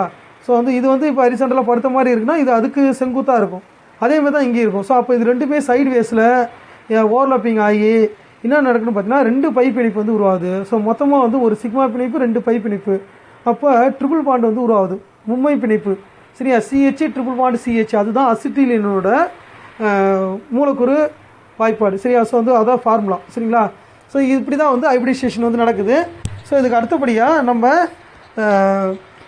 இந்த எலக்ட்ரான் அதாவது எலக்ட்ரான் டிஸ்பிளேஸ்மெண்ட் எஃபெக்ட்னு சொல்லுவாங்க, அதாவது எலக்ட்ரான் இடப்பெயர்ச்சி விளைவு. ஸோ இது என்னென்னா இதுக்கான இன்ட்ரோடக்ஷன் தமிழில் வந்து இருக்குது. ஸோ என்னென்னு வந்து பார்த்திங்கன்னா இந்த சகப்பிணைப்பில் வெவ்வேறு வகையான இந்த எலக்ட்ரான் இடப்பெயர்ச்சி விளைவுலாம் நடக்குது. அதாவது எலக்ட்ரான் வந்து நகர்றது மூலமாக பொலாரிட்டி வந்து கிரியேட் ஆகும், ப்ளஸ்ஸு மைனஸு அப்படின்ற ஒரு பொலாரிட்டி வந்து கிரியேட் ஆகும். இப்போ வந்து எதிர்மின் சுமை கொண்ட நெகட்டிவ்லி சார்ஜ்டு ஒரு ரியாக்டன்ட் வந்து பாசிட்டிவ்லி சார்ஜ் எங்கே இருக்குதோ அங்கே தான் போய் அட்டாக் பண்ணும். அதேமாதிரி இப்போ வந்து பாசிட்டிவ்லி சார்ஜ்டு அதாவது எலக்ட்ரான் டிஃபிஷியன்ட், எலக்ட்ரான் பற்றாக்குறையாக இருக்கிற ஒரு ஸ்பீஷீஸ் ஒரு ஒரு தொகுதி வந்து என்ன செய்யுன்னு பார்த்தீங்கன்னா ஒரு சேர்மத்தில் வந்து எலக்ட்ரான் வந்து எங்கே அதிகமாக இருக்குதோ அந்த இடத்துல தான் போய்ட்டு தாக்கும், அங்கே தான் பிணைப்பு வந்து ஏற்படுத்தும். ஸோ இப்போ இந்த எலக்ட்ரான் டிஸ்பிளேஸ்மெண்ட் விளைவால் எங்கெங்கெல்லாம் வந்து பார்த்தீங்கன்னா வந்து இது மாதிரி விளைவுகள்லாம் நடக்குது, போலரைசேஷன் எங்கே நடக்குது, சரியா, அது வந்து நிரந்தரமானதா தற்காலிகமானதா, அதனோட விளைவுகள் என்னென்ன, அதுதான் வந்து இப்போ நம்ம பார்க்க போகிறோம். அதில் வந்து ஃபஸ்ட் எஃபெக்ட் வந்து எலக்ட்ரோமெரிக் எஃபெக்ட். ஸோ எலக்ட்ரோமெரிக் எஃபெக்ட்ன்றது வந்து எதுவும் கிடையாது, சிம்பிளாகவே நம்ம வந்து சொல்லிடலாம். அதாவது எலக்ட்ரோமெரிக் எஃபெக்டை பொறுத்த வரைக்கும் ஒரு தற்காலிக விளைவு, அதுதான் வந்து முக்கியமானது. சரியா. ஸோ இதில் பார்த்தீங்கன்னா நமக்கு தெரியும், it is defined as the polarity produced in a multiple bonded compound as a reagent approaches it. So எப்போ வந்து ரீஏஜென்ட் வந்து அதை அப்ரோச் பண்ணுதோ அப்போ தான் வந்து இது உருவாகும். அப்போ இது வந்து சரியா, இந்த presence of attacking reagent the 2 pi electrons are completely transferred to any of the one atom. அதாவது வந்து இப்போ 2 ஆட்டத்துக்கு இடையில் டபுள் பாண்ட் இருக்குன்னா ஏதாவது ஒரு ஆட்டத்துக்கு போய்ட்டு இந்த பை எலக்ட்ரான் வந்து கம்ப்ளீட்டாக ட்ரான்ஸ்ஃபர் ஆகிடும். அதுதான் வந்து எலக்ட்ரோமெரிக் எஃபெக்ட். இந்த எஃபெக்ட்டு ஏதாவது ஒரு ரீஏஜென்ட் வந்து அட்டாக் பண்ணும்போது மட்டுமே, அப்ரோச் பண்ணும்போது மட்டுமே, அதாவது வந்து ஒரு வினைப்படு பொருளில் இன்னொரு வினை காரணி வந்து நெருங்கும் போது மட்டுமே உருவாகக்கூடியது. அதனால் இந்த எலக்ட்ரோமெரிக் எஃபெக்டை வந்து நம்ம என்ன சொல்லணும்னு பார்த்தீங்கன்னா தற்காலிகமான விளைவு. அதே சமயத்தில் சரிங்களா, ஸோ வந்து இந்த பை எலக்ட்ரான் கம்ப்ளீட்டாக வந்து ட்ரான்ஸ்ஃபர் ஆகிடும். ஸோ அப்போ எதுக்கு ட்ரான்ஸ்ஃபர் ஆகுதோ அது நெகட்டிவ் சார்ஜ் ஆகிடும், இன்னொன்று வந்து பாசிட்டிவ் சார்ஜ் ஆகிடும். பொலாரிட்டி வந்து அது உற்பத்தி பண்ணுது. இது பொலாரிட்டி வந்து ப்ரொடியூஸ்டு இன் மல்டிபிள் பாண்ட், அதான் முக்கியமானது. Polarity produced in multiple bond. சரியா. சேர்மத்தில் மல்டி பாண்ட் இருந்தால் மட்டும்தான் இது உருவாகும். இதை வந்து நம்ம இ ப்ளஸ் இ மைனஸ் அப்படின்னு வந்து சொல்கிறோம் நம்ம. சரியா? ஸோ அதாவது வந்து இ ப்ளஸ் அப்படின்னா when displacement of electron pair is away from, சரியா, away from the one atom or group. சரியா? ஸோ அது வந்து அப்போ இ ப்ளஸ்ஸு. அதுவே வந்து பார்த்தீங்கன்னா டுவர்ஸில் வந்துன்னா அது வந்து இ மைனஸ் நம்ம சொல்கிறோம். சரிங்களா? ஸோ இப்போ பாருங்கள், இ ப்ளஸ் இ மைனஸ் வந்து அதாவது இப்போ இ ப்ளஸ் இ மைனஸ். சரியா? ஸோ இ ப்ளஸ் இங்கே வந்து என்னென்னா இ ப்ளஸ்ன்னு கொடுத்துருக்கிறது வந்து எலக்ட்ரோஃபைல் வந்து குறிக்குது இங்கே. சரிங்களா? ஸோ அது எலக்ட்ரோமேரிக் எஃபெக்ட். இது வந்து இ ப்ளஸ் இ மைனஸ்ன்றது எல்லா இடத்துலையுமே யூஸ் பண்ணுவோம், இ ப்ளஸ் இ மைனஸ்ன்னு சொல்லிட்டு. சரியா? ஸோ ஜென்ரலாக வந்து இ ப்ளஸ்ன்னு தான் யூஸ் பண்ணுவோம். நியூக்ளியோஃபைல் மைனஸ் ஆச்சுன்னா NU அப்படின்னு சொல்கிறோம். ஸோ எப்பவுமே இ ப்ளஸ் மட்டும்தான் இதில் இருக்கும். சரிங்களா? ஸோ இதில் எப்படி வந்து நீங்கள் டெம்ப்ரரியாக வந்து அந்த போலாரிட்டி கிரியேட் ஆகுதுன்றது உங்களால் பார்க்க முடியும். இப்போ நியூக்ளியோஃபைல் ஏதாவது இப்போ NU மைனஸ் வந்து அட்டாக் பண்ண வந்ததுன்னா ஒரு கார்பனுக்கே வந்து எலக்ட்ரான் ட்ரான்ஸ்ஃபர் ஆகிடுது. சரிங்களா? ஸோ அதுதான் வேறு எதுவும் கிடையாது. ஸோ அப்போ அதாவது நியூக்ளியோஃபைலு, இது எலக்ட்ரோஃபைல் இருக்குது. எலக்ட்ரோஃபைலை அட்டாக் பண்ணால், சரியா, அதாவது எலக்ட்ரோஃபைலுன்றது வந்து இ ப்ளஸ்ஸு, எலக்ட்ரான் டிஃபிஷியன்ட்டு. அப்போ என்ன செய்யும், அது அட்டாக் பண்ணும்போது இந்த எலக்ட்ரான் எல்லாமே இப்படி இப்போ அதாவது ஒரு கார்பனுக்கு நோக்கி போயிடும். அப்போ இங்கே பாசிட்டிவ், இங்கே நெகட்டிவ் வரும். இதுவே இப்போ நியூக்ளியோஃபைலை வந்து அட்டாக் பண்ணுது அப்படின்னா இந்த பாண்ட் வந்து இப்படி இதில் பாருங்கள், இதில் வந்து இப்படி என்ன நடக்குது பாருங்கள். ஸோ வந்து இப்போ நியூக்ளியோஃபைல் அட்டாக் பண்ணும்போது இது வந்து அவே ஃப்ரம், சரி, அதான் இது வந்து நம்ம என்ன சொல்கிறோம், அதாவது டுவர்ஸு அவே ஃப்ரம் அப்படின்னு சொல்லிட்டு ரெண்டு விஷயத்த சொல்கிறோம். சரிங்களா? ஸோ இப்போ என்ன நடக்குது, இந்த கார்பனில் அட்டாக் பண்ணும்போது இந்த பை எலக்ட்ரான் ஆக்சிஜனுக்கு வந்து ட்ரான்ஸ்ஃபர் ஆகிடுது. அப்போ ஆக்சிஜன் வந்து O மைனஸாக மாறிடுது. சரியா? நியூக்ளியோஃபைல் அட்டாக் பண்ணுதா எலக்ட்ரோஃபைல் அட்டாக் பண்ணுதா அப்படின்றத பொறுத்து நம்ம என்ன சொல்கிறோம், இ ப்ளஸ்ஸு இ மைனஸ்ன்னு சொல்கிறோம். சரிங்களா? ஸோ வந்து அதாவது வந்து எலக்ட்ரோஃபைல் அட்டாக் பண்ணால், சரிங்களா, ஸோ என்ன ஆகிடுது, டுவர்ஸில் வரும். சரியா? ஸோ இதுவே வந்து பார்த்தீங்கன்னா நியூக்ளியோஃபைல் அட்டாக் பண்ணால் அவேயில் போயிடும். சரிங்களா? ஸோ இதுதான் வேறு எதுவும் கிடையாது. ஸோ அடுத்தது இண்டக்டிவ் எஃபெக்ட். சரியா? இது எலக்ட்ரோமேரிக் எஃபெக்ட் நம்ம பார்த்துட்டோம். ஸோ எலக்ட்ரோமேரிக் எஃபெக்ட் தமிழ்லேயும் வந்து இருக்கும். சரிங்களா? ஸோ அதை வந்து நீங்கள் ஜஸ்ட்டு வந்து ஒரு டைம் வந்து கோத்ரூ பண்ணி பாருங்கள், படித்து பாருங்கள். ஸோ வந்து நிச்சயமாக இவ்வளோ தான் எலக்ட்ரோமேரிக் எஃபெக்ட்னாலே வந்து அது ஒரு நீங்கள் வந்து இந்த விஷயத்த சொன்னாலே போதும். இது வந்து எலக்ட்ரோமேரிக் எஃபெக்ட் வந்து ஒரு நிறைவுறா சேர்மங்களில், அதாவது அன்சாச்சுரேட்டட் காம்பவுண்ட், டபுள் பாண்டு, இது மாதிரி ட்ரிபிள் பாண்டு இதெல்லாம் இருந்ததுன்னா அங்கே தான் வந்து இதெல்லாம் நடக்கும். சரிங்களா? ஸோ அதில் இந்த தாக்கும், சரியா, வினைப்பொருள் முன்னிலையில் நிகழும் ஒரு தற்காலிக விளைவு தான் எலக்ட்ரோமேரிக் எஃபெக்ட். அதை ஞாபகம் வச்சுங்க. பொலாரிட்டி கிரியேட் ஆகுது, அதான் முக்கியம். அதில் வந்து இவன் தமிழில் வந்து இதை கரெக்டாக கொடுக்கவே இல்லைங்க. சரிங்களா? ஸோ வந்து அதாவது வந்து முனை உறும் தன்மை, அதாவது வந்து வினைபடு பொருளில் வந்து ஒரு முனை உறுத்தல் வந்து நடக்குது. அது எப்போன்னு பார்த்தோன்னா ஒரு வினை காரணி வந்து நெருங்கும் போது மட்டுமே. அது நியூக்ளியோஃபைலாகவும் இருக்கலாம், சரியா, எலக்ட்ரோஃபைலாகவும் இருக்கலாம். சரிங்களா? அதாவது எலக்ட்ரான் கருக்கவர் காரணியாகவும் இருக்கலாம், இல்லைனா வந்து நியூக்ளியர் கருக்கவர் காரணியாகவும் இருக்கலாம். சரியா? ஸோ அதனால் வந்து இல்லைனா வெறுமையாக அதை கருக்கவர் காரணி சொல்லுவாங்க, எலக்ட்ரான் கவர் காரணி, கருக்கவர் காரணி அப்படின்னு சொல்லிட்டு எப்படியும் சொல்லுவாங்க. சரியா? ஸோ இது வந்து எலக்ட்ரோமேரிக் எஃபெக்ட்ன்றது வந்து ஒரு டெம்பரரி எஃபெக்ட். இது உங்களுக்கு ஓரளவு புரிஞ்சிருக்குன்னு நினைக்கிறேன். அடுத்து இண்டக்டிவ் எஃபெக்ட். ஸோ இண்டக்டிவ் எஃபெக்ட்ன்றது வந்து போலரைசேஷன், இதுலேயும் போலரைசேஷன் தான் நடக்கும். சரியா? The polarisation of a sigma bond due to electron withdrawing or electron donating of adjacent groups or atoms is referred to as inductive effect. அதாவது நம்ம ஷார்ட்டாகவே பார்த்துருவோம். ஸோ என்னென்னு வந்து பார்த்திங்கன்னா, இப்போ இண்டக்டிவ் எஃபெக்ட்ன்றது வந்து இப்போ வந்து ஒரு கார்பன் சேர்மம் இருக்குது. அந்த கார்பன் வந்து இப்போ ஒரு ஹாலஜன் இருக்குது அப்படின்னா ஹாலஜனோட எலக்ட்ரான் நெகட்டிவிட்டி அதிகம். அதாவது வந்து இப்போ electron donating group, electron withdrawing group. இப்போ இது எலக்ட்ரான் வந்து வித்ட்ரா பண்ணுது அப்படின்னா, சரியா, இப்போ இந்த கார்பனுக்கும் இந்த ஹாலஜன், சரியா, வந்து குளோரைடு ஃப்ளூரைடு எதுவும் ஒன்றா இருக்கலாம். இப்போ இது ரெண்டுத்துக்கும் இருக்கிற எலக்ட்ரான் வந்து இது இருக்குது, ஹாலஜன், அதாவது இந்த குரூப் வந்து இழுக்குது, சரியா. ஸோ வந்து வித்ட்ரா பண்ணுது அப்படின்னா என்ன நடக்கும், ஸோ வந்து இந்த கார்பனுக்கும் இந்த ஹாலஜனுக்கும் இடையில் இருக்கிற எலக்ட்ரானை வந்து ஹாலஜனே இழுத்துக்குது. அப்போ கார்பனில் எலக்ட்ரான் பற்றாக்குறை உருவாகுது. அப்போது ஒரு ப்ளஸ் வந்து உருவாகுது. சரிங்களா? டெல்டா ப்ளஸ் அப்படின்னு சொல்கிறோம். சரியா? போலரைசேஷன் வந்து பார்ஷியலி நடக்குது. அப்போ இங்கே வந்து ப்ளஸ் சார்ஜ் உருவாகிறதாலே என்ன செய்யணும், இந்த கார்பன் வந்து இந்த பாண்டில் இருக்கிற இந்த கார்பனுக்கும் பிணைப்பில் இருக்கிற எலக்ட்ரான் வந்து இருக்கும். அப்போ என்னாவது, இந்த கார்பனில் டெல்டா ப்ளஸ்ன்னு சொல்கிறோம். சரிங்களா? ஸோ அதுமாரி வந்து இது ட்ரிபிள் டெல்டா ப்ளஸ். இது வந்து ஒரு 3-4 கார்பன் வரைக்கும் இந்த விளைவு வந்து பார்த்தோன்னா வந்து இருக்கும். சரியா? ஸோ வந்து ஒரு குறிப்பிடத்தக்கும்படியாக இருக்கும். சரியா? அதுக்கு மேலே நடக்கிறது வந்து நெக்லிஜிபிள் எஃபெக்ட். சரியா? ஸோ இப்போ என்ன செய்யுதுன்னு பார்த்தீங்கன்னா, பிணைப்பில் இருக்கிற எலக்ட்ரானு, அதாவது வந்து இது ஒரு குரூப்பு, இந்த குரூப்பில் வந்து இப்போ எலக்ட்ரான் வித்ட்ராயிங் குரூப் வந்து சேர்ந்துருக்குது. எலக்ட்ரானை ஈர்க்கக்கூடிய குரூப் வந்து இப்போ என்ன செய்யுது, வித்ட்ரானை இழுக்குதுன்னு அர்த்தம். சரியா? இப்போ இந்த கார்பனுக்கும் இந்த ஹாலஜனுக்கும் இடையில் இருக்கிற அந்த 2 எலக்ட்ரான் வந்து ஹாலஜனே இழுக்கும்போது ஹாலஜன் வந்து எதிர்மின் சுமை பெறும் நெகட்டிவ் சார்ஜ் வந்து வருது. ஸோ அப்போ இது வந்து மைனஸ் ஐ எஃபெக்ட்னு சொல்லுவோம். ஸோ வந்து இந்த இண்டக்டிவ் எஃபெக்டில் ப்ளஸ் ஐ எஃபெக்ட்டு, அதாவது negative inductive effect, positive inductive எஃபெக்ட்னு சொல்லுவாங்க. சரியா? ஸோ ஈஸியாக எது ப்ளஸ் எது மைனஸ்னு நிறைய டைம் வந்து டவுட் வந்துடும். எப்போவுமே எலக்ட்ரானை ஈர்த்துது அப்படின்னா அது வந்து நெகட்டிவ் சார்ஜ் பெற்றுக்கொள்ளும். அப்போ சரியா, அது வந்து மைனஸ் ஐ எஃபெக்ட்டு அப்படின்ற மாதிரி ஞாபகம் வச்சுங்க. இதை பாருங்கள், polarisation is transmitted through sigma bond. இதுதான் முக்கியமானது. இந்த அதாவது கிரியேட்டிங்க பர்மனெண்ட் டைபோல் இன் ஏ மாலிக்யூல். சரியா? ஸோ இந்த எஃபெக்ட் வந்து பர்மனெண்ட்டான ஒரு டைபோல் வந்து உருவாக்குது. அதான் முக்கியமானது. எலக்ட்ரோமேரிக் எஃபெக்டில் வந்து டெம்பரரி, இது வந்து பர்மனெண்ட்டான ஒரு விளைவு. அதான் முக்கியமானது. சரியா? ஸோ இந்த விஷயத்தில் நீங்கள் சொன்னாலே போதும், இந்த ஒரு எக்ஸாம்பிள் போட்டு எக்ஸ்பிளைன் பண்ணாலே போதும். இந்த கார்பன் ஒரு செயினில் எலக்ட்ரான் டொனேட்டிங் குரூப் இருந்து, இதுவே எலக்ட்ரான் வித்ட்ராயிங் குரூப் வந்து இதுவே எலக்ட்ரான் டொனேட்டிங்னா, இப்போ இந்த குரூப்புக்கும் இடையில் இருக்கிற இது என்ன செய்யும், எலக்ட்ரான் வந்து கொடுக்கும். அப்போ கொடுக்கும்போது இந்த கார்பன் மேலே அதிக எலக்ட்ரான் மின்சுமை வந்து அதிகமாகும். சரி, அது என்ன செய்யும், இந்த கார்பனுக்கு கொடுக்கும். ஸோ அப்போ வந்து இந்த எஃபெக்ட் வந்து ரிவர்ஸில் நடக்கும், வேறு எதுவும் கிடையாது. ஸோ அப்போ எப்படியோ ஒன்று, ஆனால் போலரைசேஷன் ஆகுது நடக்குது. அதான் முக்கியமானது. சரியா? Polarisation fats away from right to left. சரியா? அதாவது ரைட்லேருந்து லெஃப்ட்ஸுக்கு வந்து நாம் கொஞ்சம் கொஞ்சமாக பாசிட்டிவ் போலரைசேஷனாக இருந்தாலும் சரி, நெகட்டிவ் போலரைசேஷனாக இருந்தாலும், அதாவது இங்கே பாசிட்டிவ் சார்ஜ் உருவானாலும் நெகட்டிவ் சார்ஜ் உருவானாலும் அது குறைஞ்சிக்கிட்டே போகும். அதான் ஃபேட் ஆகும்னு சொல்கிறாங்க. சரியா? ஸோ வந்து தூண்டல் விளைவு. சரியா? தூண்டல் விளைவுன்றது ஒரு மூலக்கூறில் அருகாமையில் உள்ள பிணைப்பு அணு இல்லை தொகுதி. சரியா? தொகுதியினால் அம்மூலக்கூறில் உள்ள சகப்பிணைப்பு, சரியா, சகப்பிணைப்பின் முனைவாதலில் ஏற்படும் மாற்றம் தூண்டல் விளைவு நம்ம சொல்கிறோம். சரிங்களா? ஸோ முனைவாதலில் போலரைசேஷன்.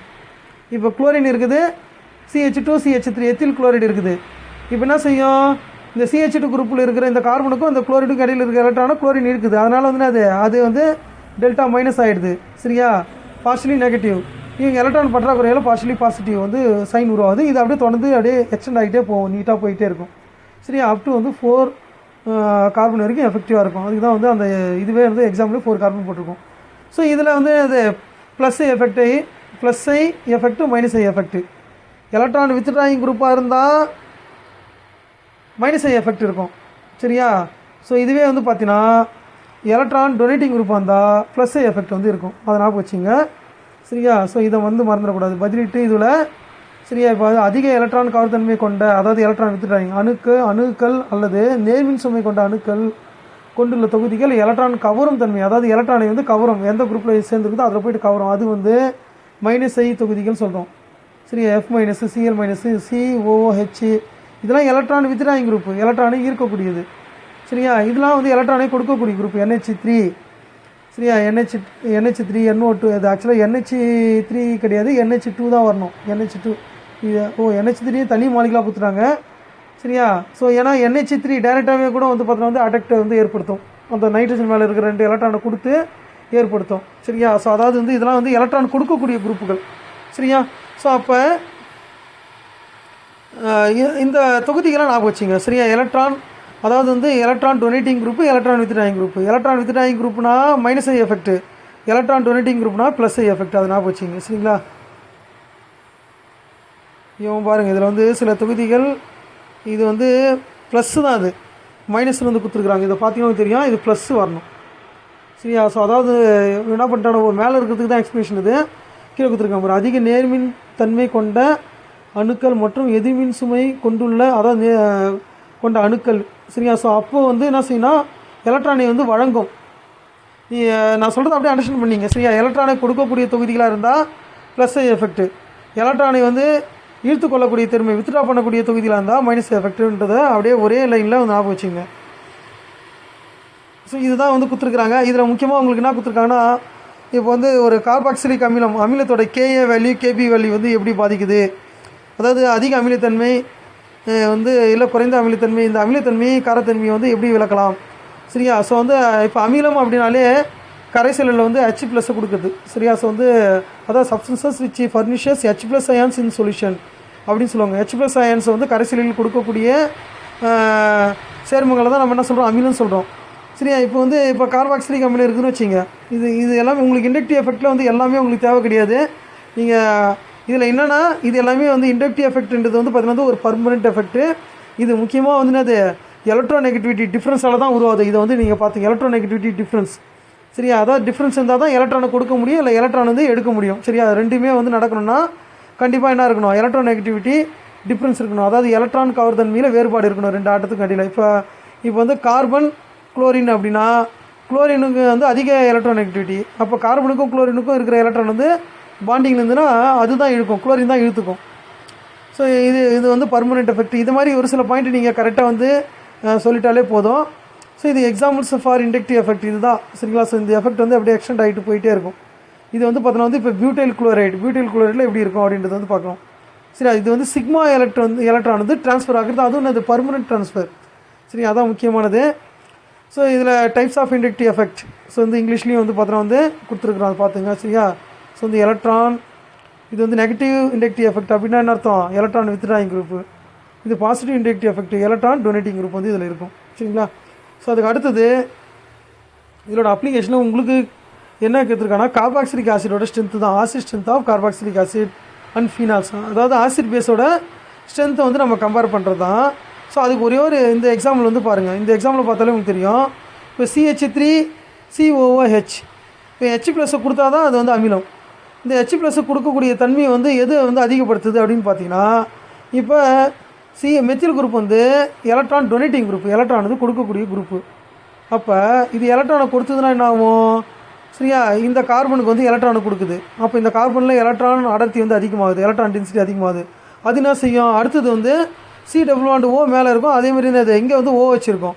இப்போ இந்த ஓவுக்கும் சிக்கும் இடையில் இருக்கிற பாண்டில் வந்து எலக்ட்ரான் டென்சிட்டி வந்து அதிகமாகும், எலக்ட்ரான் அடர்த்தி அதிகமாகும். அது என்ன செய்யும், அதனாலேயே வந்து ஆக்சிஜனுக்கும் ஹைட்ரஜனுக்கும் இடையில் இருக்கிற எலக்ட்ரான் டென்சிட்டியும் வந்து பார்த்தோன்னா வந்து அதிகமாகும். சரியா. ஸோ வந்து இப்போ என்ன செய்யுன்னு பார்த்தீங்கன்னா, இந்த பிணைப்பு வந்து வலுவாக இருக்கும். அதனால தான் வந்து அசிட்டிக் ஆசிட் வந்து ஒரு வலிமை குறைந்த அமிலமாக இருக்குது. ஏன்னா H+ வந்து ஈஸியாக வெளியிடாது. இப்போ இதில் வந்து ஒரு ஃப்ளூரின் வந்து நீங்கள் சேர்க்குறீங்க, அதாவது மெத்தில் குரூப்பில், அதாவது CH3 இருக்கு இல்லையா, இதில் வந்து ஒரு ஹைட்ரஜன் எடுத்துகிட்டு ஒரு ஃப்ளூரின் இருக்குதுன்னு வச்சுங்க. இந்த ஃப்ளூரின் என்ன செய்யும், இந்த கார்பனுக்கும் ஃப்ளூரினுக்கும் இடையில் இருக்கிற எலக்ட்ரானை ஃப்ளூரின் வந்து ஈர்க்கும். இப்போ ஃப்ளூரின் வந்து ஈர்க்கும் போது என்ன ஆகிடும், இப்போ கார்பனுக்கும் இந்த CH2 கார்பனுக்கும் இந்த CH2 கார்பனுக்கும் இடையில் இருக்கிற எலக்ட்ரான் வந்து ஈர்க்கும். ஏன்னா இப்போ ஃப்ளூரின் இருக்கிறதால இது நேர்மின் சுமை இருக்கும். நேர்மின் சுமையினாலே இந்த எலக்ட்ரான் பற்றாக்குறை. அப்போ என்ன செய்யும், அடுத்தது பாண்டில் இருக்கிற எலக்ட்ரான் அது வந்து இழுத்து நம்ம பற்றாக்குறை சரி பண்ணலாம்னு நினைக்கும். அப்போ இந்த கார்பனில் வந்து பற்றாக்குறை ஏற்படும். அதனால் என்ன செய்யும், இப்போது கார்பனுக்கும் ஓவுக்கும் இருக்கிற பாண்டில் இருக்கிற எலக்ட்ரானை இந்த கார்பன் வந்து இழுக்கும். அப்போ ஆக்சிஜனில் வந்து எலக்ட்ரான் பற்றாக்குறை ஏற்படும். ஆக்சிஜன் எலக்ட்ரான் பற்றாக்குறை இருக்கும் பொழுது ஆக்சிஜனுக்கும் ஹைட்ரஜனுக்கும் இடையில் இருக்கிற எலக்ட்ரான் அது இருக்கும்போது H+ வந்து வெளியில் போயிடும். H+ வெளியில் விட்டதுனாலே அது வந்து அமிலம். அது எந்த அளவுக்கு வேகமாக வருதோ அந்த அளவுக்கு வந்து வலிமையான அமிலம் நம்ம சொல்கிறோம். இப்போ ஒரு ஃப்ளூரின் இருக்கும்போது வந்து அசிட்டிக் அமிலத்தோட வலிமையாக இருக்குது. 2 ஃப்ளூரின் இருந்தால் மோனோஃப்ளூரிக் ஆசிட் விட மோனோஃப்ளூரோஅசிட்டிக் ஆசிட் விட டைஃப்ளூரோஅசிட்டிக் ஆசிட் அதிக வலிமையானது. இதே 3 ஃப்ளூரின் வந்து பார்த்திங்கன்னா இருந்ததுன்னா இன்னும் வலிமையான அமிலமாக இருக்கும் அசிட்டிக் அமிலத்தை கம்பேர் பண்ணும்போது. இதுதான், வேறு எதுவுமே கிடையாது. இந்த ஒரு எஃபெக்ட் வச்சே புரிஞ்சிங்க. இப்போ அந்த H+ இப்போ வந்து இந்த அசிட்டிக் அமிலத்தை எடுத்துங்க, CH3COO- H+ஆக பிரிக்க அடையுது இல்லையா, அதுதான் வந்து பிரிகை மாறிலின்னு சொல்லுவாங்க. அதாவது வந்து KA அப்படின்னு சொல்லுவாங்க. அமிலனா KA, K ஆசிடு, KBன்றது வந்து பேஸுக்கு வந்து KBன்னு சொல்லுவோம். சரியா. இப்போ H+ அயனியை வந்து ரிலீஸ் பண்ணுது, ரொம்ப வேகமாக டிசோஷியேட் பண்ணுது, பிரிக்க அடையுதுனாலே அது அது வலிமையான அமிலம். அப்போ KA வேல்யூ அதிகமாகும். அப்போ KA வேல்யூ அதிகமாச்சுன்னா அமிலத்தன்மை அதிகமாக இருக்குன்னு அர்த்தம். சரியா. ஸோ அதே மாதிரி வந்து KBயும் அதே தான். சரி. KB அதிகமாச்சுன்னா காரத்தன்மை அதிகமாக இருக்குன்னு அர்த்தம். ஸோ வந்து KBனா OH வந்து ரிலீஸ் பண்ணுறது அப்படின்ற மாதிரி வந்து ஸோ கரைசல் வந்து OH அயனிகள் வந்து தந்தால் அது பேஸ்ன்னு சொல்கிறோம். ஸோ இந்த இண்டக்டிவ் எஃபெக்ட் ஓரளவு போதுமானதாக உங்களுக்கு இருக்குன்னு நினைக்கிறேன். ஸோ அடுத்தது நம்ம ஹைப்பர் காஞ்சுகேஷன் பார்ப்போம். ஏன்னா இது கொஞ்சம் பெரிய யூனிட்டாக இருக்குது, நம்ம நிறைய டாபிக் வந்து படிக்க வேண்டியது இருக்குது. சரிங்களா. ஸோ அதுக்கு அடுத்தது ஹைப்பர் காஞ்சுகேஷன். இது என்ன சொல்லுவாங்கன்னா நோ பாண்ட் ரெசனன்ஸ் கூட சொல்லுவாங்க, இல்லைனா வந்து பேக்கர்-நாதன் எஃபெக்ட்னு சொல்லுவாங்க. இதில் என்ன நடக்குது, the delocalisation of sigma electron or one lone pair of electrons into adjacent pi orbital or p orbital is called hyperconjugation. So என்னென்னா இது வந்து இதுக்கு இன்னொரு பேர் இருக்குது, நோ பாண்ட் ரெசனன்ஸ்னு சொல்லுவாங்க. காரணம் என்னென்னா இப்போ வந்து இந்த எக்ஸாம்பிளை பார்த்தா உங்களுக்கு புரியும். சரியா. ஸோ எக்ஸாம்பிள் இதில் 2 கார்பன் இருக்குது. சரியா. 2 கார்பன் ஆட்டம் இருக்குது. சரி. இதில் வந்து ஒரு CH இருக்குது. இந்த CH ஒரு பாண்டு பேர். சரியா. ஸோ வந்து அதாவது கார்பனோட ஹைபிரிடைஸ்டு ஆர்பிட்டாலும் ஹைட்ரஜனோட அட்டாமிக் ஆர்பிட்டாலும் கம்பைன் ஆகி ஒரு சிக்மா பிணைப்பு இருக்குது. அதுக்கு பக்கத்தில் லோன் பேரு இல்லை வந்து பார்த்தோன்னா ஏதாவது பை பாண்ட் இருந்ததுன்னா அந்த பை எலக்ட்ரானும் சரியா இந்த பிணைப்பு ஆர்பிட்டால் இருக்கு இல்லையா இதுவும் சரியா ஸோ வந்து என்ன ஆகும் இன்ட்ராக்ஷனில் இன்வால்வ் ஆகிடும் சரியா ஸோ வந்து பாண்டிங்கில் வந்து இன்வால்வ் ஆகும் சரியா அப்போ ஹைட்ரஜன் வந்து பிரிஞ்சிடும் இப்போ இந்த டபுள் பாண்டுக்கு பக்கத்துலேயே தான் வந்து இந்த H+ இருக்கும் ஆனால் பாண்டிங்கில் இருக்காது அதான் நோ பாண்டு ரெசனன்ஸ்னு சொல்லுவாங்க ஸோ இதுக்கு வந்து நம்ம இன்னும் வந்து ரொம்ப புரியணும் அப்படின்னா நம்ம வந்து ஒரு பென்டீன் இருக்குது பார்த்தீங்களா 1 பென்டீன் அதை வச்சு நம்ம வந்து எக்ஸ்பிளைன் பண்ணலாம் ஸோ வந்து இப்போ 1 பென்டீன் இப்போ என்ன நடக்குதுன்றதை பாருங்கள் இந்த எக்ஸாம்பிள் பார்த்தாலே உங்களுக்கு தெரியும் ஸோ ஃபஸ்ட்டு எடுத்தோடனே இது என்னென்னு பார்த்தீங்கன்னா சாரி அது ப்ரொப்பீன் 1 ப்ரொப்பீன் சரிங்களா ஸோ அதுலேருந்தே பார்க்கணும் நம்ம ஏன்னா 3 கார்பன் இருக்குது அதாவது CH3 CH double bond CH2 இதான் வந்து 1 ப்ரொப்பீன் ஸோ இது வந்து சைட்வேஸ் ஓவர்லாப் ஆனதால் ஒரு பை பாண்டு இருக்குது சரியா இது வந்து சிக்மா பாண்டு sp3 ஹைபிரிடைஸ்டு ஆர்பிட்டாலும் ஒரு ஹைட்ரஜனும் வந்து இணைஞ்சி பை பாண்டு சிக்மா பாண்டு இருக்குது ஸோ இப்போ இந்த ஆர்பிட்டாலில் இருக்கிற எலக்ட்ரானு எது கூட இன்ட்ராக்ஷன் பண்ணுது அப்படின்னு பார்த்தீங்கன்னா இந்த பை பாண்டில் இருக்கிற பை பாண்டு உருவாக இல்லையா ஸோ இந்த ஆர்பிட்டாலோட லோபு கூட இன்ட்ராக்ஷன் பண்ணும் சரி அப்படி இன்ட்ராக்ஷன் பண்ணி இது வந்து என்ன பண்ணுது ஒரு பை பாண்டு வந்து உருவாக்குது இந்த H+ வந்து பார்த்தீங்கன்னா வந்து சரியா ஸோ வந்து தனியாக பிரிஞ்சு இருக்குது நோ பாண்ட் ஸோ இதுதான் என்ன சொல்கிறோம் நம்ம நோ பாண்டு ரெசனன்ஸ்னு சொல்லுவாங்க சரியா ஸோ இப்போ இங்கே வந்து ஒரு பாண்டு உருவாகுது இதுன்னு காரணமாக சரியா இந்த ஆட்டத்தில் என்ன ஆகிடுது இங்கே இருக்கிற எலக்ட்ரான் வந்து இங்கே போனதால் CH2 மேலே மைனஸ் சார்ஜ் வந்துடுது சரியா ஸோ ஏன்னா இந்த எலக்ட்ரானை கொடுத்து தான் இங்கே பிணைப்பு ஏற்படுத்துது ஓவர்லாப் ஆகி அப்போ இங்கே எலக்ட்ரான் டென்சிட்டி அதிகமானதால் இது என்ன செய்யுது இந்த பிணைப்பு எலக்ட்ரான் வந்து இங்கே போயிடுது இல்லைனா வந்து வேலன்ஸ் எல்லாமே மாறிடும் இல்லையா அதுக்காக சரியா ஸோ இது சிம்பிளாக வந்து நீங்கள் இது மாதிரியும் வந்து எக்ஸ்பிளைன் பண்ணாலே போதும் அதாவது இங்கே பார்த்தாலே தெரியும் நோ பாண்ட் ரெசனன்ஸ் இந்த H+ வந்து ஒரு குறிப்பிட்ட தூரத்தில் அப்படியே தான் இருக்கும் எங்கேயும் போயிடாது சரியா ஸோ அதை அப்போ அதாவது இது வந்து பை பாண்டு வந்து பக்கத்தில் இருக்கணும் அதான் முக்கியமானது சரியா ஸோ வந்து இந்த ஆல்ஃபா கார்பனில் இருக்கிற சரியா CH bond one of the CH bond என்ன ஆகுது சரியா ஸோ வந்து பார்த்திங்கன்னா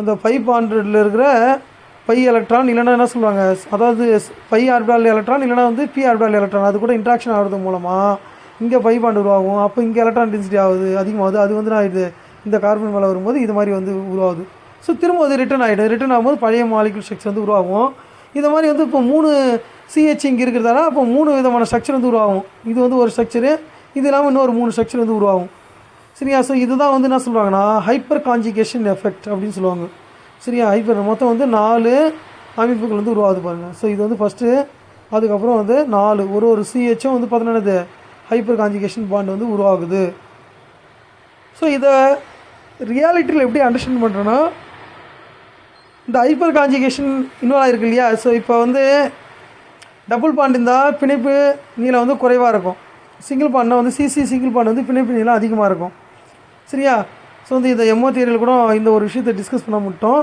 ஸோ வந்து அதாவது பிணைப்பு தரம் அதிகமாச்சுன்னா பிணைப்பு நீளம் வந்து குறையும் பாண்டு ஸ்ட்ரென்த் வந்து அதிகமாகும் சரியா ஸோ அதே தான் இங்கேயும் நடக்குது சரியா ஸோ வந்து இப்போ பிணைப்பு நீளம் வந்து பார்த்தோன்னா சிசி டபுள் பாண்டு வந்து குறைவாக இருக்கணும் CH வந்து அதிகமாக இருக்கணும் CH வந்து இப்போ 1.54 இருக்கணும்னு வச்சுங்க சரி ஆங்ஸ்ட்ரம் இருக்கணும்னா ஆனால் வந்து அதே மாதிரி டபுள் பாண்ட் வந்து 1.34 இருக்கணும் ஆனால் ரியாலிட்டியில் என்ன இருக்குதுன்னு பார்த்தீங்கன்னா சரியா சிசி டிஸ்டன்ஸு 1.5 இருக்குது சரியா ஸோ அப்போ வேறு ஏதோ ஒரு விளைவு வந்து ஏற்படுத்தியிருக்குது அதனால தான் சரியா சிங்கிள் பாண்டு டபுள் பாண்டு தனித்தனியான பாண்ட் லென்த் இல்லாமல் ஒரே சிங்கிள் பாண்ட் லென்த் அதாவது ஒரே மாதிரியான லென்த்து தான் இருக்குது சிசிக்கான இடைப்பட்ட தூரம் வந்து 1.5 சரியா இதை வந்து பிணைப்பில்லா உடனேசிவு அப்படின்னு வந்து நம்ம தமிழில் சொல்லுவோம் hyperconjugation no bond resonance சரியா அதுக்கு அடுத்தது மீசோமெரிக் எஃபெக்ட் இந்த மீசோமெரிக் எஃபெக்டை பொறுத்த வரைக்கும் அதாவது ரெசனன்ஸ் எஃபெக்ட் இல்லைனா மீசோமெரிக் எஃபெக்ட்னு சொல்லுவாங்க உடனேசிவு விளைவு அப்படின்னு சொல்லுவாங்க இந்த உடனேசிவு விளைவும் இல்லைனா வந்து ஒரு மாலிகுல் ஒரு மூலக்கூறோட வந்து நிறைய பண்புகள் இருக்கும் அது எல்லா பண்புகளும் வந்து ஒரே ஸ்ட்ரக்சரால் வந்து ஒரே மூலக்கூறு வாய்ப்பாடால் வந்து எக்ஸ்பிளைன் பண்ண முடியாது மூலக்கூறு சரியா ஒரே அமைப்பை வச்சு எக்ஸ்பிளைன் பண்ண முடியாது வெவ்வேறு அமைப்பை வச்சு எக்ஸ்பிளைன் பண்ணணும் இப்போ வந்து அது வந்து எலக்ட்ரோஃபிலிக் ரியாக்ஷனில் இன்வால்வ் ஆகுது அப்படின்னா அப்போ அதனோட அமைப்பு வந்து இப்படி இருக்கும் சரியா நியூக்ளியோஃபிலிக் ரியாக்ஷன் இன்வால்வ் ஆகுதுன்னா இது மாதிரி அமைப்பு வந்து உருவாகும் அதுக்கப்புறம் தான் வந்து ரியாஜன் வந்து அட்டாக் பண்ணும் இது மாதிரி வந்து அதனோட பண்புகள் வெவ்வேறு பண்புகளுக்கும் ஒரு அமைப்பு வந்து காரணமாக இருக்கும் இந்த அமைப்புகள் வெவ்வேறு அமைப்புகள் எல்லாத்தையும் ஒன்றா சேர்ந்த அமைப்பு வந்து ஹைப்ரிடைஸ்டு அதாவது வந்து ரெசனன்ஸ் ஹைப்ரிட் ஸ்ட்ரக்சர்னு சொல்லுவாங்க சரியா ஸோ இப்போ இந்த ஒவ்வொரு அமைப்பையும் ஒவ்வொரு பண்புகளையும் எக்ஸ்பிளைன் பண்ணுறதுக்கு வெவ்வேறு ஸ்ட்ரக்சர் நம்ம போடுறோம் பார்த்தியா, அதை தான் என்ன சொல்லுவாங்கன்னு பார்த்தீங்கன்னா ரெசனேட்டிங் ஸ்ட்ரக்சர்ஸ்னு சொல்லுவாங்க, இல்லைனா வந்து கனோனிக்கல் ஃபார்ம்ஸ்னு சொல்லுவாங்க. சரியா? ஸோ இதில் 2 வகையான விளைவு இருக்குது, plus R effect, minus R effect. அதாவது எலக்ட்ரான் டொனேட்டிங் குரூப் இருந்தால் ப்ளஸ் ஆர் எஃபெக்ட்டு, சரியா? எலக்ட்ரான் டொனேட்டிங் இருந்தால் plus R effect, electron withdrawing group இருந்தால் மைனஸ் ஆர் எஃபெக்ட்டு. சரிங்களா? எலக்ட்ரான் டொனேட்டிங் இருந்தால் ப்ளஸ் ஆர், சரியா? வந்து எலக்ட்ரான் வித்ட்ராயிங்காக இருந்தால் மைனஸ் ஆர். சரிங்களா? ஸோ வந்து அந்த இண்டக்டிவ் எஃபெக்ட் மாதிரி தான் அதுவும். சரியா? ஸோ இப்போ ஒரு எலக்ட்ரான் டொனேட்டிங் குரூப் வந்து இப்போ பென்சீன் இருக்குது, சரியா? அதில் வந்து இப்போ எலக்ட்ரான் டொனேட்டிங் குரூப்பு சேர்ந்ததுன்னா என்ன ஆகுது, அதனோட விளைவு என்ன ஆகுதுன்னு பாருங்கள். சரியா? ஸோ வந்து பார்த்தீங்கன்னா உங்களுக்கு தெரியும். சரியா? ஸோ வந்து இந்த ரிங்கில் வந்து 3 பை எலக்ட்ரான் வந்து இருக்குது. இப்போ என்ன செய்யணும்னு பார்த்தீங்கன்னா இந்த சப்ஸ்டியூஷன் ஆயிருக்கு இல்லையா, NH2, அதில் இருக்கிற அந்த நைட்ரஜன் மேலே 2 லோன் பர் எலக்ட்ரான் இருக்குது. இந்த லோன் பர் எலக்ட்ரான் என்ன செய்யும், இந்த ரிங்குக்கு வந்து கொடுக்கும், இந்த இடத்துல வந்து ட்ரான்ஸ்ஃபர் ஆகும். அப்படி ட்ரான்ஸ்ஃபர் ஆகும்போது இப்போ இந்த கார்பனில் எலக்ட்ரான் டென்சிட்டி அதிகமாகுது, ஏன்னா ஆல்ரெடி வந்து இங்கே 2 எலக்ட்ரான் இருக்குது. அப்போ அதை சரி பண்ணணுன்றதுக்காக இந்த எலக்ட்ரான் வந்து இங்கே ஷிஃப்ட் ஆகும். சரியா? ஸோ இப்போ வந்து இந்த கார்பன் வந்து நெகட்டிவ் சார்ஜ் வந்து கிடைக்குது. ஸோ இது வந்து ஒரு அமைப்பு. அதுக்கு அடுத்தது இந்த நெகட்டிவ் சார்ஜும் அதிகமாக ஒரே கார்பனில் இருக்க முடியாது இல்லையா, இது என்ன செய்யும், இந்த 2 கார்பனுக்கும் இடையில் வந்து பார்த்தீங்கன்னா வந்து ட்ரான்ஸ்ஃபர் ஆகும்.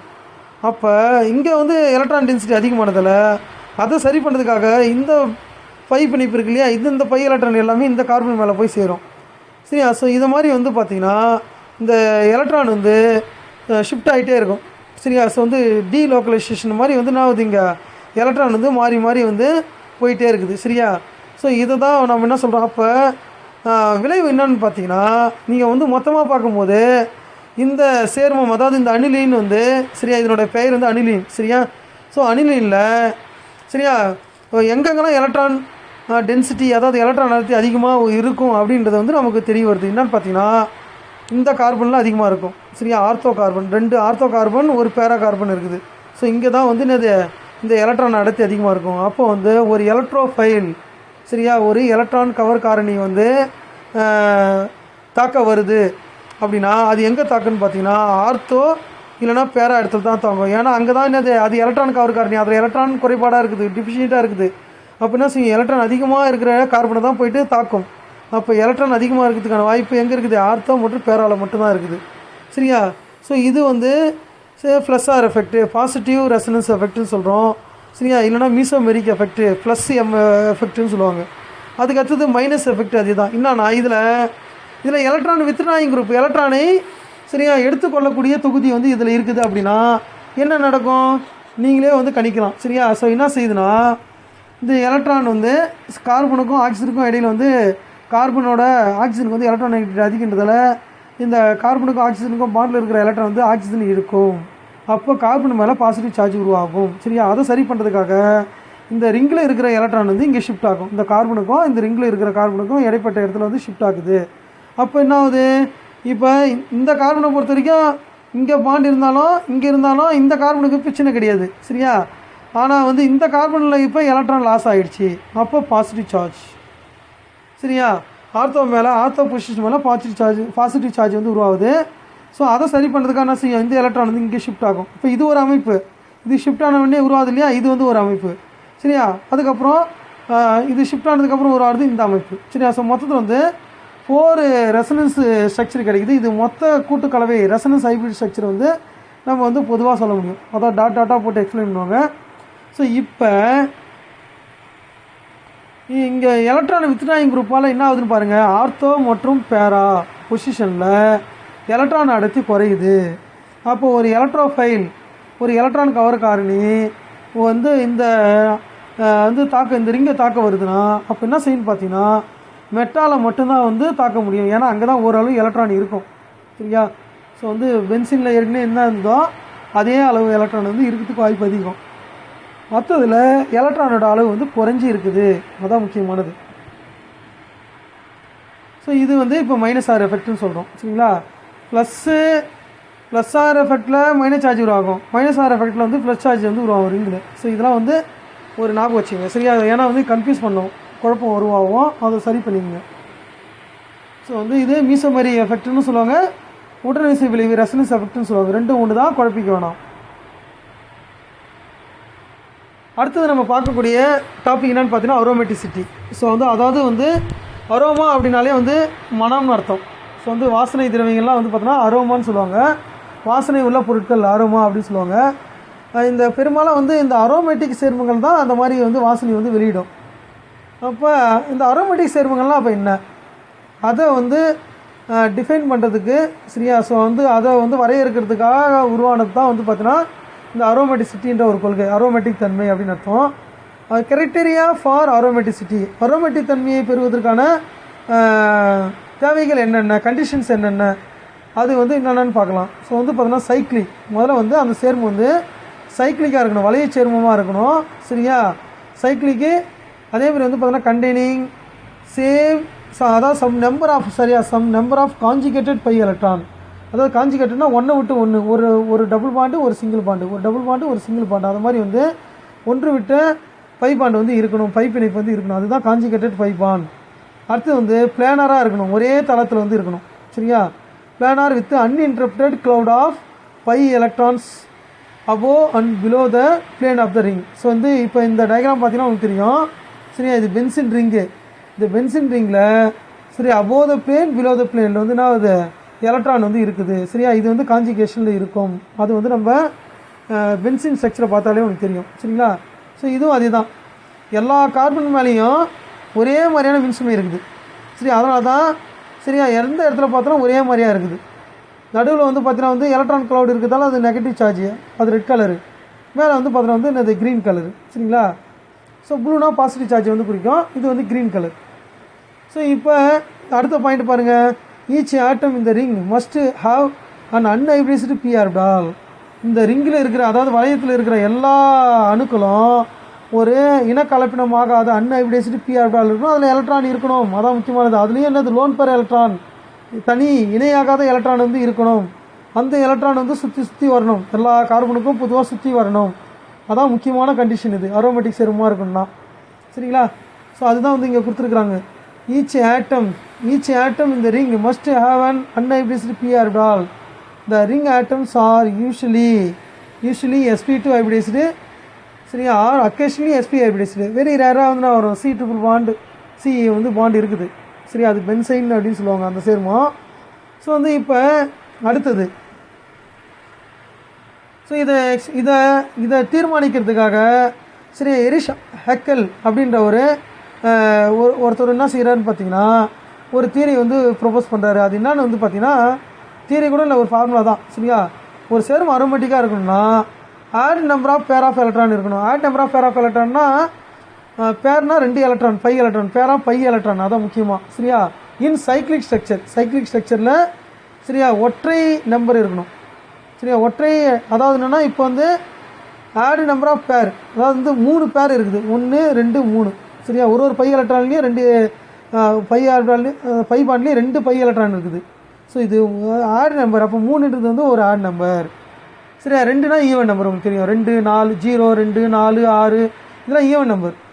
ஸோ இப்போ பென்சின் எடுத்துக்குவோம்.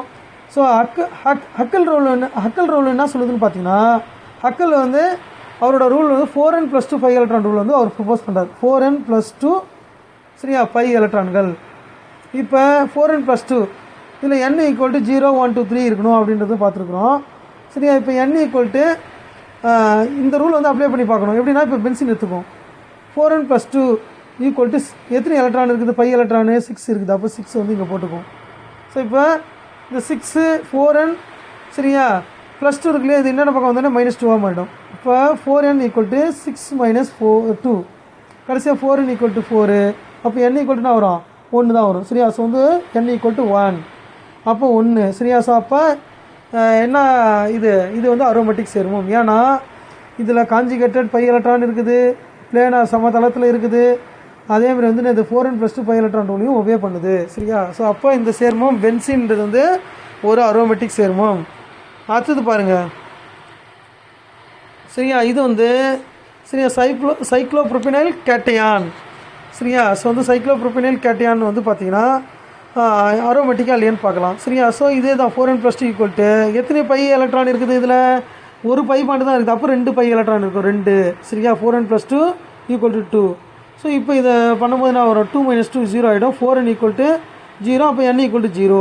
அப்போ என்னன்றது வந்து 0ன்னு கிடைக்குது. அதேமாதிரி என்னது ஒரே ஒரு ஒற்றை சரியா ஒற்றை இலக்கம், அதாவது odd number of pi electron pair இருக்குது, பை எலக்ட்ரான் ஜோடி இருக்குது. இல்லைனா ஆட் நம்பர் ஆஃப் பை பான்னு கூட சொல்லிடலாம் சரியா. ஸோ ஒரு பை பிணைப்பு, இது 3 பை பிணைப்பு சரியா. இப்போ இந்த சேர்மத்தை எடுத்திங்கன்னா 1 2 3 4 5 6 7 சரியா. இந்த நடுவுலக்கத்தை விட்டுணும், ஏன்னா வந்து இது காஞ்சிகேஷனில் வந்து இன்வால்வ் ஆகாது சரியா. ஒன்று விட்ட அந்த பிணைப்பு இருக்குது பார்த்தியா, பை சிக்மா பிணைப்பு, அது வந்து பார்த்தோன்னா இந்த எலக்ட்ரான் நடுவிலே நின்றுடும் சரியா. இது வந்து பார்த்தீங்கன்னா வந்து அடிஷன் ரியாக்ஷன் வந்து இன்வால்வ் ஆகும்.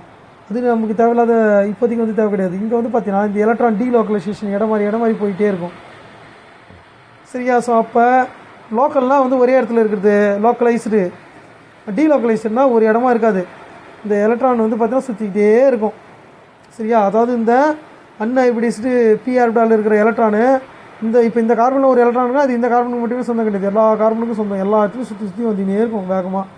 ஒளியின் திசைவேகத்தில் சுற்றும் போது அது எப்படி இருக்குன்னு பார்த்துங்க. அடுத்தது டீலோக்கலைசேஷன் ஆஃப் த சரியா. ஸோ இதுதான்.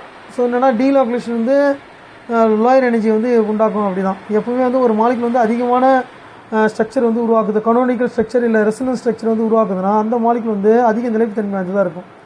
ஓரளவு அரோமேட்டிசிட்டி ஹக்கல் ரூல், அதாவது வந்து ஹக்கல் ரூல் அப்படின்னு கேட்டால் நீங்கள் வந்து இதை எழுதினாலே போதும். இந்த எக்ஸாம்பிள் வந்து 3 எக்ஸாம்பிள் கொடுங்க. இது இல்லாமல் தமிழ்லேயும் ஒரு சில எக்ஸாம்பிளாக நான் எடுத்து வச்சுருக்கிறேன். ஸோ அதாவது மூலக்கூறு சமதளத்தில் அமைய வேண்டும், வளையத்தில் உள்ள பை எலக்ட்ரான்கள் முழுவதும் உள்ளடங்கா தன்மை, அதாவது வந்து அது அதாவது டீலோக்கலைஸ்டாக இது வந்து உள்ளடங்கா தன்மை பெற்றிருக்க வேண்டும். அதான் முக்கியமானது, உள்ளடங்கா தன்மை. ஸோ வந்து என்னென்னா ஒரே இடத்துல இருக்கக்கூடாது, சுற்றிக்கிட்டே இருக்கணும், அதான் உள்ளடங்கா தன்மை. அதேமாதிரி வளையத்தில் வந்து 4n + 2 பை எலக்ட்ரான்கள் வந்து இருக்க வேண்டும். இங்கே n என்பது முழு எண்கள் ஆகும். 0 1 2 3 அப்படின்றது வந்து முழு எண்கள் வந்து கிடைக்கும். சரி, ஓகே. அடுத்து வந்து ஹக்கல் ரூலில் சரியா. ஹக்கல் ரூலை பயன்படுத்தி சில எக்ஸாம்பிள்லாம் இருக்குது, இதை நீங்களே ட்ரை பண்ணி பாருங்கள் சரியா. ஸோ வந்து பென்சின் வந்து நம்ம ஆல்ரெடி பார்த்துட்டோம். இப்போ வந்து இது வந்து சைக்ளோ பென்டா டையினைல் ஆனியான் எதிர் அயனி சரியா. ஸோ அப்போ n = 1 வருது அப்படின்னா என்னது, இது வந்து அரோமேட்டிக். அதே சமயத்தில் வந்து சைக்ளோ பென்டா டையின் சரியா, அது வந்து என்னது, அது 4n + 2 ரூலை வந்து ஒபே பண்ணாது சரியா. ஓரளவு தான் பிளானராக இருக்கும். ஸோ அப்போ வந்து பார்த்திங்கன்னா ஸோ இது சரியா. ஸோ அதாவது மோஸ்ட் பிளானராக இருந்தாலும் கம்ப்ளீட் இது இருக்காது. ஸோ அப்போ வந்து கம்ப்ளீட்டு பிளானரிட்டி இருக்காது. ஸோ அதனால் இதை வந்து நம்ம என்ன சொல்கிறோம், ஸோ வந்து இது வந்து அரோமேட்டிக் சேர்மமும் கிடையாது. அதேமாரி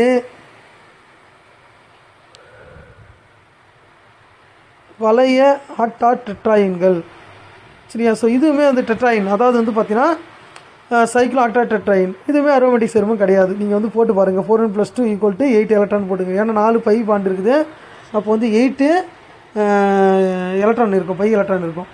ஸோ அதை போட்டு பாருங்கள், 4n + 2 = 8 அப்படின்னு போட்டு பார்த்தீங்கன்னா உங்களுக்கு என்ன நம்பர் கிடைக்குதுன்றதை கமெண்ட் பண்ணுங்கள், ஒன்றும் பிரச்சனை கிடையாது.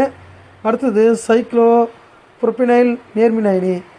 ஸோ இதுவுமே வந்து பார்த்தீங்கன்னா என்னது அரோமேட்டிக்காக இல்லையான்னு வந்து செக் பண்ணி பார்ப்போம். இது நம்ம பார்த்துட்டோம், இது அரோமேட்டிக் தான். அதுக்கு அடுத்தபடியாக வந்து எலக்ட்ரோஃபிலிக் சப்ஸ்டியூஷன் ரியாக்ஷனு. ஸோ இதை பொறுத்த வரைக்கும் அதாவது எலக்ட்ரான் கவர் பதிலீட்டு வினைகள்னு சொல்லுவாங்க.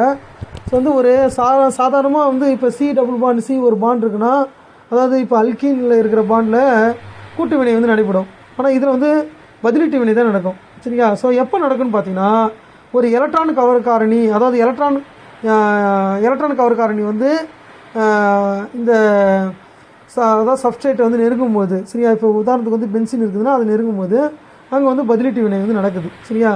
ஸோ அதுதான் நம்ம என்ன சொல்கிறோம், நம்ம எலக்ட்ரோஃபிலிக் அரோமேட்டிக் சப்ஸ்டியூஷன் ரியாக்ஷன் சொல்கிறோம் சரியா. Electrophilic aromatic substitution reaction. So இதில் இப்போ பென்சின் எடுத்துக்கிட்டிங்கன்னா அதில் 6 பை எலக்ட்ரான் இருக்குது. It can act as a nucleophile, ஏன்னா வந்து அது எலக்ட்ரானை வந்து அது ரிச்சாக இருக்குது சரியா. அண்ட் ரியாக்ட் வித் எலக்ட்ரோஃபைல், இது வந்து எலக்ட்ரான் குறைவாக இருக்கிற எலக்ட்ரான் சரியா, எலக்ட்ரான் கவர் காரணி, அது கூட வந்து வினைபுரியும் அப்படின்னு வந்து சொல்கிறாங்க. அந்த ரியாக்ஷன் தான் நம்ம என்ன சொல்கிறோம், எலக்ட்ரோஃபிலிக் சப்ஸ்டியூஷன் ரியாக்ஷன் சொல்கிறோம் சரிங்களா. ஸோ இதில் இப்போ இந்த ரியாக்ஷன் எல்லாமே வந்து பார்த்திங்கன்னா வந்து சப்ஸ்டியூஷன் ரியாக்ஷன் ஆகிட்டு அதுக்கு பதிலாக அது ஹைட்ரஜன் ஆட்டம் சரியா. ஸோ ஹைட்ரஜன் ஆட்டத்தை வந்து ரீப்ளேஸ் பண்ணிவிட்டு இந்த தொகுதி வந்து பதிலீடு அடையுது சரியா. ஸோ இதுதான் வந்து நடக்குது. ஸோ வந்து இதில் இந்த ரியாக்ஷன் நடக்கும்போது ஒரு இன்டர்மீடியேட் சரியா, இடைநிலை சேர்மமாக வந்து பார்த்திங்கன்னா ஒரு பாசிட்டிவ்லி சார்ஜ்டு இன்டர்மீடியேட் வந்து உருவாகுது. அதை வந்து பார்த்தீங்கன்னா என்ன சொல்லுவாங்கன்னா வேலன்ட் இன்டர்மீடியேட் அப்படின்னு வந்து சொல்லுவாங்க. சரியா? ஸோ இது ஞாபகம் வச்சுங்க. அது இல்லைனாலும் இது ஞாபகம் வச்சிங்கனாலும் இப்போ எலக்ட்ரான் கவர் பதிலீட்டு வினை இது வந்து எப்படி நடக்கும்னு பார்த்தீங்கன்னா இது வந்து 3 ஸ்டெப்பு தான் நடக்கும். ஸோ இதில் பதிலீட்டு வினைகள் என்னென்ன இருக்குது? ஸோ 3 ஸ்டெப்னா ஃபஸ்ட்டு எடுத்தோடனே எலக்ட்ரோஃபைல் வந்து உருவாகுது, அதான் ஃபஸ்ட்டு ஸ்டெப்பு. ரெண்டாவது வந்து இந்த எலக்ட்ரோஃபைல் வந்து பார்த்தீங்கன்னா நியூக்ளியோஃபைல் அட்டாக் பண்ணி இது மாதிரி ரெசனேட்டிங் ஸ்ட்ரக்சர்லாம் உருவாகுது. அதுக்கப்புறம் ஹைட்ரஜன் ட்ரான்ஸ்ஃபர் ஆனதுக்கப்புறம் சப்ஸ்டிடியூட்டட் பென்சின் வந்து நமக்கு வந்து கிடைக்குது. சரியா? ஸோ இவ்வளோ தான். இது வந்து ரொம்ப சிம்பிளானது. சரியா? ஸோ வந்து என்னென்னா சரிங்களா எலக்ட்ரோஃபைல் உருவாகுதல். சரியா? ஸோ வந்து அதை நான் இங்கே பாருங்கள், இதில் என்ன மாதிரியான டைப் ஆஃப் எலக்ட்ரோஃபிலிக் ரியாக்ஷன்லாம் பாசிபிள் அப்படின்றத வந்து இங்கே கொடுத்துருக்குறோம். அதேமாதிரி பென்சின் வந்து பார்த்திங்கன்னா என்ன ஆகும். அதுக்கு முன்னாடி வந்து இந்த 3 ஸ்டெப் என்னென்ன ஃபார்மேஷன் ஆஃப் அன் எலக்ட்ரோஃபைல், அதாவது எலக்ட்ரோஃபைல் வந்து உருவாகுது, எலக்ட்ரான் கவர் காரணி உருவாகுதல். அடுத்தது electrophile attack on aromatic ring to form a sigma complex. சரியா? இது வந்து பார்த்திங்கன்னா ஒரு காம்ப்ளெக்ஸ் வந்து உருவாகுது. என்னென்னா இப்போ இந்த எலக்ட்ரோஃபைல் இருக்குல்ல, இது போயிட்டு அட்டாக் பண்ணும்போது என்ன ஆகுது, அதாவது இந்த பாண்டில் இருக்கிற எலக்ட்ரானை பயன்படுத்தி இந்த எலக்ட்ரான் இந்த இ ப்ளஸ் வந்து ஈர்த்துக்குது இந்த ரிங்கு. இப்போ என்ன ஆயிடுது, ஆல்ரெடி அங்கே ஒரு ஹைட்ரஜன் இருக்குது. இப்போ இ ப்ளஸ் அதாவது எலக்ட்ரான் கொடுத்ததுக்கப்புறம் இது என்னது சி பாண்ட் ஈயாக மாறிடுது. ஆனால் இப்போ இதில் ஏதாவது ஒரு கார்பன் மேலே என்ன ஆகிடும், பாசிட்டிவ் சார்ஜ் வந்துடும். சரியா? ஸோ இந்த பாசிட்டிவ் சார்ஜ் சரி பண்ணுறதுக்காக என்ன ஆகுது, இந்த பினிப்பின் எலக்ட்ரான் வந்து இங்கே நகருது. சரி, அப்போ இங்கே என்ன ஆகுது, பாசிட்டிவ் சார்ஜ் உருவாகுது. அப்போ இது சரி பண்ணுறதுக்காக இங்கேருந்து நகரும், அப்போ இது பாசிட்டிவ் சார்ஜ் வந்து உருவாகுது. ஸோ வந்து இந்த மாதிரி வந்து ரெசனேட்டிங் ஸ்ட்ரக்சர் வந்து உருவாக்குது. சரியா? ஸோ அதையுமே நீங்கள் என்ன பண்ணணும், இப்போ என்னது இப்போ சிஎல்னா சிஎல் ப்ளஸ்ஸு, சரியா, NO2 ப்ளஸ்ஸு, இது மாதிரி வந்து ரியேஜன்லாம் அட்டாக் பண்ணும்போது எப்படி ரியாக்ஷன் நடக்குதுன்றதை நீங்கள் வந்து கண்டிப்பாக பார்க்கணும். சரியா? ஸோ வந்து அதுக்கு அடுத்தபடியாக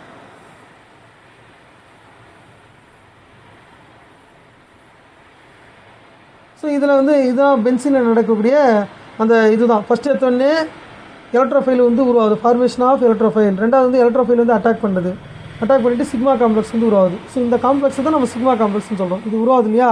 ஸோ இதில் பொதுவாக ரெசனன்ஸ் ஹைப்ரிடிசிட்டி ஸ்ட்ரக்சர்னு சொல்லிட்டு இந்த 3 ஸ்ட்ரக்சருக்கும் பொதுவாக வந்து ஒன்று போடுற பாருங்க, இதான் வந்து ரெசனன்ஸ் ஹைப்ரிடி ஸ்ட்ரக்சர்.